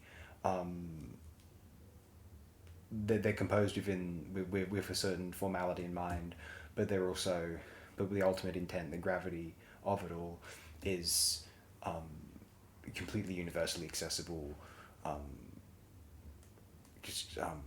melodic songs. Yeah. It's an extraordinary thing here. It's sort of, like you said, it's very, like, refined, but then it's loose as well. He strikes that balance, eh? It's one song, I think it was the song called Choo Choo Lullaby that kind of Oh, really stood out. that's great, yeah. Like just like to talk about something which can really appeal The plotting to piano is just, yeah. just really appeal to like kind of inducing a tranquility in very younger listeners, but also have older people thinking about like how much thought and emotion and evocation goes into and then comes out of as subsequently a song. Like this is like the kind of things which should be sung in campfire contexts, but also very much also appropriate for kind of admiring in a more kind of symphonic sense, like just for all the layers and what's better if he'd been singing them just with him, someone with like a kind of a modest guitar and like him just doing the vocals in the outdoors, like it would have the same powerful effect. Like it's just very pristine, traditional, timeless songwriting in a I guess more folk context, but not folk in the more hackneyed, like sort of telling folk, stories. Sort folk of as in sense. the folk. Yeah, he's very yeah. connected to, like, apparently he wasn't Not even, folk revival. apparently he wasn't even homeless. Like, he had an apartment in New York that, like, people paid for or whatever. But he just lived on the street most of the time because I guess he was just that connected to the street, you know? So it's definitely of the folk tradition. Yeah. You know? And what's interesting is that, as you mentioned, I guess what we've listened to is a track listing which was unique to, firstly, initially a CD reissue from 2000. Whereas The track listing's always changed, yeah. The vinyl LP from 1978 had a different track listing. Though I suspect this is the sort of album where sequencing might be a little bit irrelevant. It's just about these songs. If he'd played these songs live in a different order, would you have complained? I do doubt that. Exactly, yeah. No, I agree. 100%. Yeah. That might even be why they resequenced them, you know? Yeah. It's not necessarily important. That's sort of true of his second album as well. Definitely. Yeah, this guy's very... he's sort of a cult figure. Like, I guess, like, this Moondog, self-titled from 69, really kind of stood out as, like, this something that people wanted to kind of tell people that they were into in the sort of music kind of slob Facebook context, you know what I mean? Yeah, well, I think it was... Moondog, but like... Well, it was a bit like that at the time. It was always in like New York, that I think. in its yeah. way, you know? I think, in which the is why analog it's era. in that scene in the Lebowski. Even though he is, like, this beatnik thing. Like, Moondog has more in common with the dude than he does with Lebowski. You know, the rich guy or whatever. But the rich guy is playing classical music to display his, you know, pomp and circumstance. But in a meta way, like, Moondog's actually more in line with the dude, like I said, rather than that guy. Yeah. And, yeah, that movie's layered in that sort of thing. Like, the hippie guy doesn't like the song by the Eagles called, like, Easy Relaxing Breeze or whatever. But he's like a hippie riding on the Gen X. Like, it's sort of complex as well. Well, yeah, one of the great big indicative scenes of The Big Lebowski is, the Big Lebowski, the titular character, is refusing the dude a payment for a new rug after the mishap led to the home invader urinating on the rug. And so the dude realizes that this is he's just running up a hill backwards here, so he just goes, fuck it. People ask, oh, fuck it. Yeah, that's what you guys were saying. Yeah. Fuck it. This is what happens. This is what happened. The bum's lost, Mr. Lebowski. And then so he leaves the room, and then he goes up to Philip Seymour Hoffman, the butler. He's like, yeah, he said I could take any rug in the house. Yeah, the bum's lost indeed. And he says the bomb's lost. That's the scene where he's playing Moondog. Yeah. So, that is the same scene? Yeah. I was wondering if it was, but No, it is. Okay, yeah. I'm at least 95% sure. Yeah, Moondog is, by the Big Lebowski's definition, a bum, and, well, he helped fund him. He's called his record. Yeah, no, it's weird how kind of genius, and I hesitate to say that is, let's just say, you know, someone's genius, but I feel that way about Moondog. I'm like, He's an damn. interesting guy. I don't know enough about him. I know the self-titled album. I've heard Moondog 2 once or twice. But yeah, no, I would like to listen to more of it. It seems quite. I always knew it would be interesting. It just seemed inevitable, but yeah, fascinating fellow, certainly. Sort of beatnik figure, yeah. Yeah, check it out, motherfuckers. Speaking of beatnik, or actually more like transcending beatnik, taking like, what, 20s Weimar Republic tropes into the 80 nuclear wave era? Yes, the reason I brought up Dazzle Ships by OMD today is because I've always found it so compelling how these guys, and I guess it's no wonder this was not a commercial or I guess critical hit at the time, is these guys, despite being revolutionary at act and in recorded music and ushering in this great new fresh sound for the 1980s compared with those of the previous decade, what they did here was try to put together something akin to one of those 70s experience concept LPs. Now, it might be closer to some of the stuff that we heard from German acts compared to like English prog or art rock acts. You know, that sounds less like Pink Floyd or Genesis or Jethro Tull. It sounds more like Kraftwerk or Tangerine Dream or David Bowie or Eno in their more electronic sort of late 70s period. But it didn't register. Like Architecture and Morality is a blueprint for all the big synth pop acts to follow, from Depeche Mode to New Order to Pet Shop Boys even. And it's 1981. Like the big thing about nothing sounded like that before 1981. Really, that's the big thing about Architecture and Morality. Partly not with the choral soft synths, and definitely not. It was so jagged before that. You know, it wasn't like rounded and sort of pretty in that way. It was all very spacey, and this was still sort of spacey, but it was like the technology became sort of just modern and beautiful rather than sort of futuristic and ominous. In any instance. Well, this is written out of like writer's block as well. Well, yeah, because I think so it's almost like they're throwing everything at the wall here. Yeah. I've read that they thought Architecture and Morality was going to be the last album, but I think partly its massive commercial success had them considering, and record and label pressure. I was like, hey, another one, made them want to do another. Because the last track on Dazzle Shift is of all the times we've had, which was a B-side, and it was called that because that was the last song they were ever going to do. It was a B-side. To one of the, Joan of Arc songs. Yeah, Joan of Arc songs, yeah. Joan of Arc were made of Orleans then. Yeah. And so I consider Dazzle Ships in this context of trying to be this art LP novel thing experience, and one of the most, or seemingly one of the more ambitious attempts at this. It's like Signals by Rush, you know what I mean, but more overt and ambitious even, because Rush are very sort of upfront and on the nose about, and literal, as you said before, about their sort of artistic and sort of thematic ideas. They were just like, they just put it out there in a sort of a what if sort of way, rather than painting a picture which sort of induces the idea, which Dazzle Ship sooner does with samples, with abstract lyrics, which aren't just like statements as Neil Peart's can often be, No, they're a bit philosophical and polemic and stuff, and quite clever. Andy McCluskey's like a sneakily clever, people think of, like you said, the Police earlier as being like polemic and stuff. No. But in a way, somehow Andy McCluskey is. Yeah, it's strange, but yeah. Yeah, I appreciate also how... Sorry, just... No, please. No. Oh, well, you said Architecture and Morality sort of set the precedent for synth pop. Well, seems to. Yeah, and that sort of rounded, like soft synthy sort of synth pop, as opposed to the jagged stuff before. Pleasure Principle, Whereas, Mathematic, Like you're alluding to like Kraftwerk and the 70s like German stuff, and I think they were like they're obviously Kraftwerk super fans. Like a song on Organization is named off one of the valves. It's called like VCL Roman numeral 10 or something. And it's like a valve on one of the parts of the cover of Radioactivity. Lovely, yeah. Yeah, that's how uber Kraftwerk fans they are.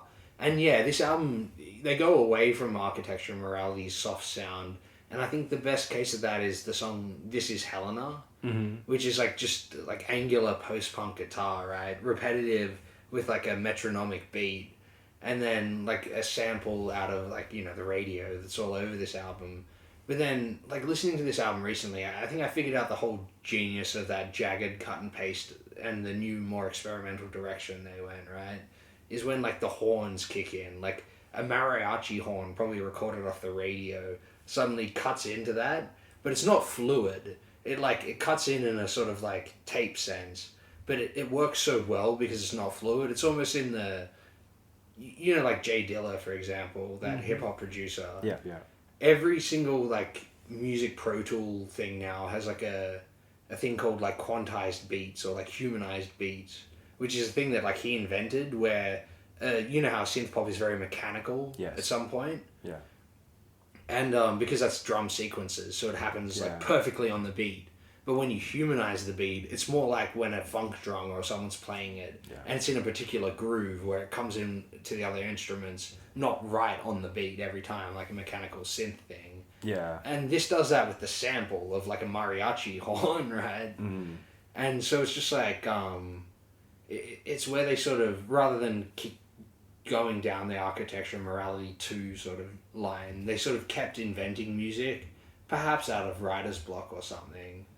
But like, it just sort of, it replicates all over the album, because even the synthier ballady songs still are like weirdly inventive, right? Like one of the songs I feel invents like trip hop as well. I forget what it's called. Not Silent Running or International. The Romance of the Telescope. Yeah, that's a great song. And between those like cut uppy like Dada songs, all those like ballady songs are actually weirdly like warm as well. It's like sort of reinventing architecture and morality. No two songs sound the same on this album. Nah, not at all. Yeah. And like I like very, very few. And like albums are like that in this respect, actually. And like early on, like Genetic Engineering is like that sort of neo psychedelia, like maximalist, like electronic stuff that you just feel something like Animal Collective just sort of aped off heavily. Yeah. Sounds very neo psychedelia of the 2000s all over this release. Hell yeah. Yeah. And my personal favorite song is actually the montage track, the ABC Industry song. Mm-hmm. I'm just like, man, that inspired me just to make that sort of hectic music. And that's the one that feels like it's the most writer's block song, but at some point, like the most genius, to the point where even like hacks like Kid Cudi thought it was genius. But sorry, I feel like I sort of stole the mic. No, I don't care. I sincerely. No, I just find it fascinating because most, even great albums recorded, all these LPs in the 80s, they tend to be just like sort of pop or rock things where they're, these 4 selections of, accessible playable tracks, not necessarily things which are a great big sweet sequence. And that's sort of the prog 70s thing. But even like we talk about certain soul artists like Isaac Hayes and sometimes Bobby Womack doing things like that in the 70s, despite not being prog artists whatsoever. Yeah. So it's just something that went out of favor in the 80s in general. Though we talk about like Sparkle in the Rain, like that incident for 4-minute instrumental. So when you said that was neo-prog, that kind of validated what I've always felt like they were kind of taking that seriously as like a disc spinning dark Sure, side yeah. But like it just wasn't. 80s artists weren't really as into that sort of thing. Now you get like even I don't know, like not everyone's Durutti column on LC, right? You know what I mean? Like albums were more about sort of those songs that and it's not really about the idea of like the album as like one big long track was kind of a naff idea in the 80s. And like I'm not saying it's not a naff idea, whether it's a naff idea or not, but it just seemed that was kind of the idea in the 80s. And not that you can't see these Dazzle Ships cuts as individual tracks. It wasn't in vogue, but it is. It's similar. They're all part of the big picture of Dazzle Ships in a way that you can't say about a lot of other albums of its ilk. Certainly not Junk Culture after it. Well, you evoke architecture and morality is a bit of both. You evoke signals as well, and that's sort of similar. Where people say that's like and they've interviewed Rush about it, and they say it's like a incognito concept album. Yeah. And that's sort of like Dazzle Ships. Like this one's more overt. That's why it was sort of not a hit. Yeah, critically or commercially. Maybe right? it is a bit more overt because it's more like overtly artistic because the cover's alluding to a modernist painting from like 1917 or whatever or 1920, sorry, something like that, which is like a Dazzle painting on a ship was like a new invention in World War One to like disorient enemy ships from firing on you by having like, you know, Weimar-esque sort of like, you know, modernist cubist art sort of painted on a battleship. And so yeah, that is almost the overt concept on the album. It's a nuclear wave album. It's very like 80s Cold War, takes shortwave radio recordings from like Luxembourg and Central Europe and stuff like that, you know. So it is kind of overtly. You're right. The 80s was all about like the single, and the album is more like a collection of your 4 like hit singles for Top of the Pops or something. That's even what the earlier albums more sort of were indicative of. Yeah. Even though they probably felt Architecture and Morality was more of like a concise art piece, like you said. That's a bit of both, yeah. Yeah. Whereas the first 2 albums are like sort of just killer pop format albums of the 80s. Whereas this definitely, and a bit Architecture and Morality, is that sort of, yeah, proggish sort of concept album in a way. Done through the music a bit more so than a narrative, though. Yes, of course, yeah. To its benefit, I think, yeah.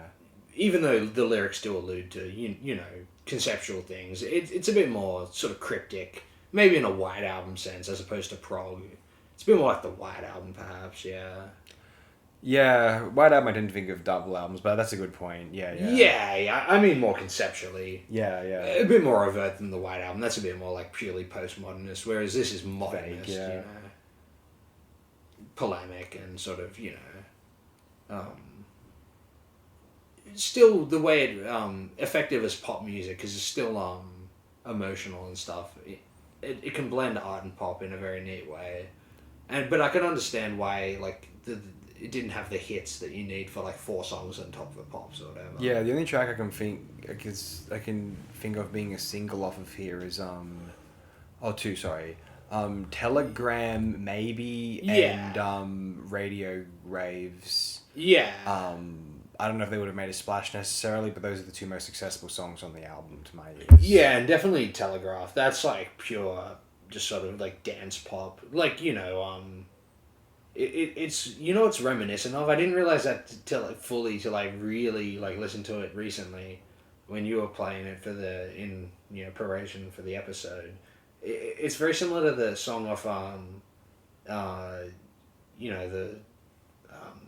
Telex's first album, Something to Say. It's got that similar pop like synth line in the chorus, and then has like sort of robotic voices in it. And I'm just like, damn. it's sort of similar to that. It's like an electro dance pop song. Very accessible, you know. And Radio Waves is similar. Maybe a bit more idiosyncratic. Mm-hmm. But, yeah, those could have been hit songs. They picked Genetic Engineering. But under all the layers of sound, it is a good pop little piece, I think. Well, there's a certain... It's one of those records where like you keep wanting to come back to it and kind of uncover the mysteries of it. And I remember that's why I talked about it in one of the Cosmic Criticism uploads like last year. Push yourself. And there was I feel like a fairly decent effort made there. Although I just, within the context of sort of the newer program and, you know, just more experience sort of bouncing off discussing these releases here and there, I felt as though it would be quite apt to sort of bring Dazzle Ships back around to here and sort of the album with all this mystery surrounding it, as we did with Zeppelin. I've done with Zeppelin 4, you know, sure. After having recorded an audiobook of Davis's tome, and there was a Cosmic Criticism of Zepp 4 as well, and then kind of bringing it full circle around on here. And I guess I'm doing the same thing for Dazzle Ships, an album worthy of, I would say, similar accolades. Why the heck not? Yeah, well, the only reason why I keep talking about it in this little bit is because over the last year, it's probably like my favorite album. Yeah. Really, the one that's inspired me to make music more than probably anything else. You know, along with maybe like 50 other things, but this would be at the top of the pile easily. Wow. Somehow. It's just OMD, but they're that good. It's crazy. Yeah, they were very brilliant. It's like they're the bridge between, well, Joy Division and New Order, weirdly enough. And Kraftwerk and yeah, a lot of things. Like, I love Kraftwerk. I love Telex, but like YMO. YMO, But OMD are able to mix that like experimental, cutting edge for the time, electro, like pop, with like an English pop sensibility that sort of like, the sort of pop sensibilities of Kraftwerk and YMO, because they're trying to appeal to a English speaking audience, are sort of tampered a bit. Like the thing that makes me the best example of that is the song "Showroom Dummies" by Kraftwerk, whereas in like French it's like called "Les Mannequins," and it's like to le mannequin, and it's like a much more like fluid sort of vocal in the chorus, whereas I always felt in the English version, "We are the showroom dummies." It feels sort of clunky. People say that about bands like Aha, or like especially 80s like European English songs that crossed over. There's a certain like English second language quality to it. Yeah. Which like sort of limits the pop element. It's unfortunately it's just the nature of language, right? Whereas as a native English speaker, OMD, it's just more naturalized to my ears, at least. My good European ears. Like Lars Ulrich's dad would say. But I guess that's the problem. My ears are more British Isles than European. English language. But yeah, so OMD sort of, they're able to mix that English troubadour tradition with like the cutting edge synth pop of the time in such a naturalistic way, I think that's sort of why I feel like they're more organic as a pop group rather than, say, an experimental group or something. Than like something like Kraftwerk or Tangerine Dream. Yeah. But OMD still have those qualities, but then Yes. carry them over into pop music. Yeah. And that's why later on, when they lean more into the pop, it loses something, Yeah. Is what it is, I suppose. But I think, Dazzle Ships is an album I want to say, prog fans, people who like the 70s concept LPs and wish the 80s was better, listen to Dazzle Ships. Yeah, good point. Tell me what you think of that, and because some people were trying within those paradigms that you seem to resent, and they'd made some brilliant stuff, especially if you appreciate, say, the Roxy Music LPs of the 70s, you can find a way to appreciate, or Kraftwerk, obviously. Yeah. Which I know some prog fans like Kraftwerk albums or Roxy Music albums. Sure, yeah, they would cross over for sure. Yeah, and Tangerine Dream or whatever else. Yeah. So check out Dazzle Ships. I know, the Architecture Morality may be too, sort of perfumey synth pop, and Organization might be a bit too sort of, baritone, pseudo-baritone synth pop. But Dazzle Ships is very peculiar, and I think that might be more in line with people who like those dense, strange progressive rock albums of the prior decade, or maybe even beyond. Or would say, art rock stuff of the 70s, obviously. And the thing about the OMD albums is, let's say that set of the first four, one interesting game I can play with myself is, what other music act would you soonest compare each of those four albums to? And you know what I thought to myself? I had a weird answer to all of them, or sort of answer to all of them. Here's the thing. First album makes you think of YMO of all other groups for some reason. Yeah, no, it's got that YMO sound, hyper analog, Yeah. And bouncy. Organization is Joy Division, actually. Yeah, they were inspired by that. There's a song on it dedicated to Ian Curtis. Naturally, yeah. And if Dazzle Ships is Kraftwerk, I couldn't really think of what it was for Architectural Morality, except for maybe a group afterward, like New Order's later sound or Depeche Mode's later sound. Yeah. And that's what's Depeche Mode were hyper, Vince Clarke or whatever. The song on the first album, Almost, is the song that made him want to do... It started Depeche Mode. Okay, yeah.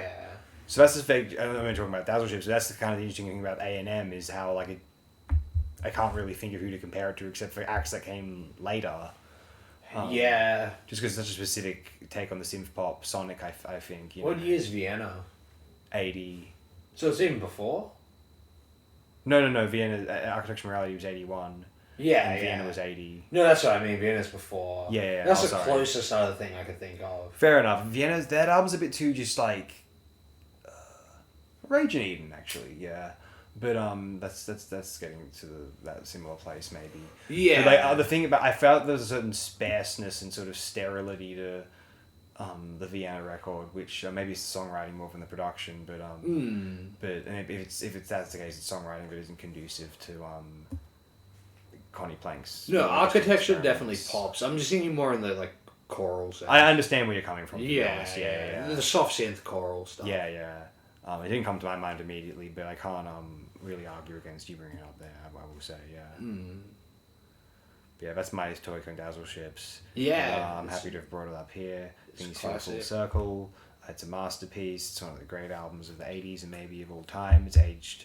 It sounds very ahead of its time. If any 80s album sounds like it could belong in the 21st century, it might be this one. Maybe there's a few others you could throw in there, but this is one of the 5. I would say. Yeah, I'll say that. Yeah. Yeah, no, definitely. Now to the 21st One of my century, I favorites. guess. Yeah, and I guess speaking of sort of like choral music, I guess we'll go to my last pick. Yeah, let's do so. As previously mentioned, Prefab Sprouts Paddy McClune, and his album I Troll the Megahertz. I guess this is like being re-released as under the moniker Prefab Sprout. Oh yeah, But okay. it was like conceptualized as his sort of solo work. Apparently, funnily enough, like I sort of said earlier, I just sort of came across it by the title, and then I found out it was like classical music mixed with like shortwave radio sampling and shit. Yeah. I'm like, okay, that's an interesting idea. And so I'm listening to it, and I was like, fuck, this is weirdly captivating. And then so I read a bit more about it, and apparently, like, he made it in like hiatus because he had some like retinal damage or something. Yeah. And he sort of became a recluse. And I guess that's why it's just so, like, a sort of idiosyncratic album, why he decided to go down this route of, like, mostly instrumental classical music, right? And, yeah, I was just sort of struck by sort of mix of stylings of, like, because I guess it's what year? Like 2003 or something? Yeah. So it's sort of like, it reminds me of like that hypnagogic era where it's like, sort of like cheesy early like MIDI sort of stuff with a bit of like third stream jazz and ambient, and even like moments of like yeah, ambient bop like, you know, Miles would do and stuff like that. And then mixed in with like this weirdly bombastic like flutish like classical music that just it reminds me of like the Antiques Roadshow theme, or you know, Brian Bennett or something. Oh sure, yeah. It's like this very like sort of whimsical English like classical stylings, and just the way it sort of like cuts through. It sort of made me similar to the first Prefab Sprout album. I kind of was able to come on board with the at least the artistic ideas of this guy Paddy McClune, and I guess in the Brian Bennett sense, I was like, man, this is weirdly like serene, sort of simple classical music, and like I guess when I was listening to it, the album full hit when it's got one of my favorite songs probably of the 21st century. Like later on, there's a track with all the radio snippets called "I'm 49," and it just starts with this like old British guy, like I guess it's from a radio advice show, and the old guy is just like, "What's wrong?" And some guy just in this like southern accent goes, "I'm 49, divorced." And then it just cuts in with all these like bits about how music is a sort of like what's the term? They say it in the sample, like you know, anesthetic drug or whatever. And it's just like, oh, you operate where the music is an anesthetic drug, and and when that happened, I fully realized the purpose of this album, right? Was to create this sort of like serene anesthesia or something. It's like an album that's meant to sort of put the like primalistic sort of like anxious tendencies of the human condition at ease, and sort of like just it's like almost ultimate mood music in a way, you know, where it's meant to induce this sort of serenity in a sense. And I guess similar to like Dazzle Ships, I appreciated how it was able to do that with like these sort of like offbeat radio recordings, and it fully like culminated the whole experience of the album. And yeah, just the idea of being able to sort of troll the megahertz, right? It's a sort of like ethereal, almost like technological ideal of like what's the term? Discorporation. Do you remember there's a song on we're only in it for the money? Where it's like, the first word of this song is discorporation, and it means to leave your body. And it's discorporate. It's sort of like a fully realized ideal of that concept, right? That almost like the hippie moment of like being able to, by leave one's body or discorporate, similar to like 13th floor elevators, perhaps before the madness. The idea is to like troll the megahertz, right? To be able to sort of, within the human mind as a sort of antenna, tap into like other transmissions and signals that are being broadcast or whatever. Yeah. A sort of a universal link that somehow exists, maybe as like a proto organ in the brain or something, you know. Yeah. It's almost like a Cronenbergian idea of like an organ growth that can connect human thought in a more telepathic sense, right? Yeah. Similar to, like I say, the orca. Like they theorize that whales have that sort of more telepathic connection of communication, similar to like birds murmuring. When you see like swallows, the little birds, and they fly in like the groups, and they sort of move in weird psychedelic patterns that they can understand somehow through like non-verbal communication. And I feel music is like an early, especially like pop music like this, that's trying to be more than just purely commercial, is almost trying to get at that. Maybe that's even why R.E.M. called their first album Murmur, right?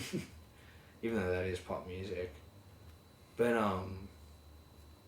yeah, I mean, as music, if you're not a fan of, like, classical and stuff, this might not be for you. But for me, at least, like, it got me down all those trains of thoughts. So, as a sort of conceptual piece, I couldn't help but be sort of enamored, Wow, yeah. Oh, yeah, no, this is really good. I've not heard it before, obviously, until today. And it was, I hadn't heard it till, like, a month ago. I thought it was very good. I mean, I thought the artwork was compelling, and I read a little bit about the idea of it, and I was like, wow, yeah, that sounds quite intriguing, just to put it mildly, actually.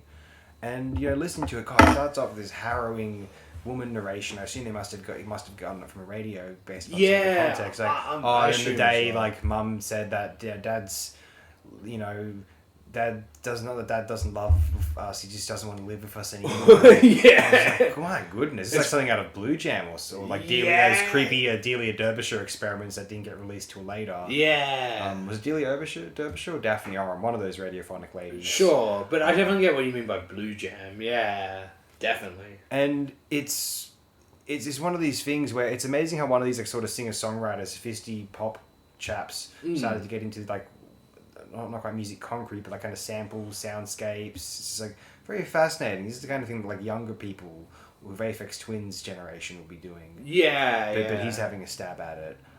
He's relatively young, I assume. Like maybe like we're in the context, and maybe he was closer to his age than I'm kind of realizing. But what's so fascinating is, it's just the idea that you would release something like this, and what I find quite inspiring is that he just released it, and like he wasn't necessarily the most famous, he had his fans, but it's not like critics would like chomping at the bit for every single thing him or Prefab Spout would release. I mean, if anything, there was a brief hiatus. So when this came out, like, it got a very positive response from the critics who reviewed it, and probably more critics would review it as a result. Okay. According to Wikipedia, it had quite a response. It made a little bit of a splash, but people were giving it lots of stars and stuff. Nice, yeah. And so it's one of those things where it really paid off. That the critics really listened and was just like, wow, look at this amazing thing he's put together. I find that quite great, and it's just fascinating. You can fuse the classical music with the sample stylings and more sort of dissonant, sort of I don't know, like old school electronic music experiments, as in when it's not melodic whatsoever. Sure, yeah, sort of in the 60s, 50s, say. It's a fascinating project, and I can't help but feel as though, yeah, I wish there were more instances of, and this is, obviously he made this album because of particular circumstances rather than like an absolute, it's not like, I had all the money in the world and so I made this. It was more of a, just sort of circumstances had to allow. Yeah. But I like the idea of like these songwriter guys going off in this totally sort of experimental avant-garde direction. It's an interesting idea. Like, I kind of support the Andre 3000. Actually, from what I heard of that album, I quite liked it. Yeah. I think it's a really interesting idea. I like that, for instance, is a bit different, but Tony Banks has quite good, I think, classical albums in the 2000s. I think they're solid for what they are. I'm not a classical music aficionado. Maybe those people think they're pedestrian, but I thought they were very powerful and moving and impactful for what they were. Yeah, well, he's a good songwriter. Maybe I'm cheering for Tony Banks, but I just found them, just enjoyable and they're uplifting, So Yeah. what else can I say about music, classical or otherwise, really? And yeah, positive feelings for me on I Troll the Megahertz. I mean, as far as like good 2000s music goes, we've got an example here. Certainly examples of good sort of concepts, sort of experimental CDs that were coming out in the 2000s. Here's this, non-commercial, not like new agey or otherwise just like too dissonant, you know what I mean? Yeah, Like, yeah. It just being sort of just like a fuck you to the public or something like that. Yeah, an industrial yeah. act might be, or like something more shitty like Marilyn Manson or whatever. But Yeah, it's dissonant with like flute sounds. yeah, you go. But yeah, I thought this very, very positive feelings, as I said, for this release here. As I also say, it's the only solo album from Paddy McAloon or any of the Prefab Sprout people, except the drummer's particular odd-sounding release, which we don't even know what year that came out. Yeah, no, that'll be probably the best album ever. Oh, who knows, man. But yeah, I'm not even that big a Prefab Sprout fan. The only reason why I chose two of their albums for this show was because I was quite surprised. Yeah. It's an interesting theme to explore too, because there's so many of those like English pop groups, and like there's so many like, oh, like this guy's a good songwriter, that guy's a good songwriter. It's just like, what, all these guys from the same decade and generation, like who's actually a good songwriter? Like, Yeah. Who just like had like interchangeable pop hits or whatever. Yeah, or just came up with banal hooks that people think are really good. Yeah, like Simply Red or whatever. Because, the heck. like, when you think about it, it's really easy to come up with a hook. Like, just think about any banal album ever. It's got a million hooks anyone could come up with. Really. Like, it's you and me together in harmony. Pop music's not that hard to write. People overstate But good it. pop music though, that's the thing. No, yeah, but that's why I said banal, right? Yeah. Of course. So, yeah, like, every now and then there's, like, these proper, contributors that don't just fucking come up with the most banal shit off the top of their heads like I just did, And so, I'll never be convinced of Dexy's Midnight Runners, but for now I'm convinced of at least two works of Prefab Sprout. Yeah, I guess when Thomas Dolby's not involved, right? Yeah, as long as people don't get blinded by science, like, yeah, it's fine. Mind cold, go do it. Why not? The paper says it's good. Duh. Right.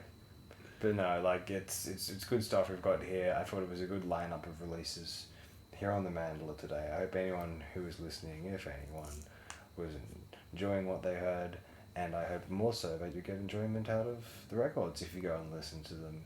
Or maybe you've heard them before. If you have heard them before, let us know what you think of them, if you like them or dislike them. It'll be thought-provoking in any case. So, unless there's anything else, I think it... Next week I'll do Nevermind by Nirvana, Dark Side of the Moon, Rumours, Sgt. Pepper's, and Let It Be by The Replacements. Yeah, I'll get a replacement for myself. Next week I'm actually going to... I'll announce it now on this show. I won't announce the acts, obviously, but I'm going to be talking about artists, maligned artists, albums from maligned artists, and I think that's going to be slightly interesting, and look forward to that. So if you're going to so do inclined. Aqua, Creed, Insane Clown Posse, Nico, Maligned. that's a joke. And The artists I'm talking about aren't that maligned. You'll find out what they are in a fortnight. Thank you, everyone. Yeah.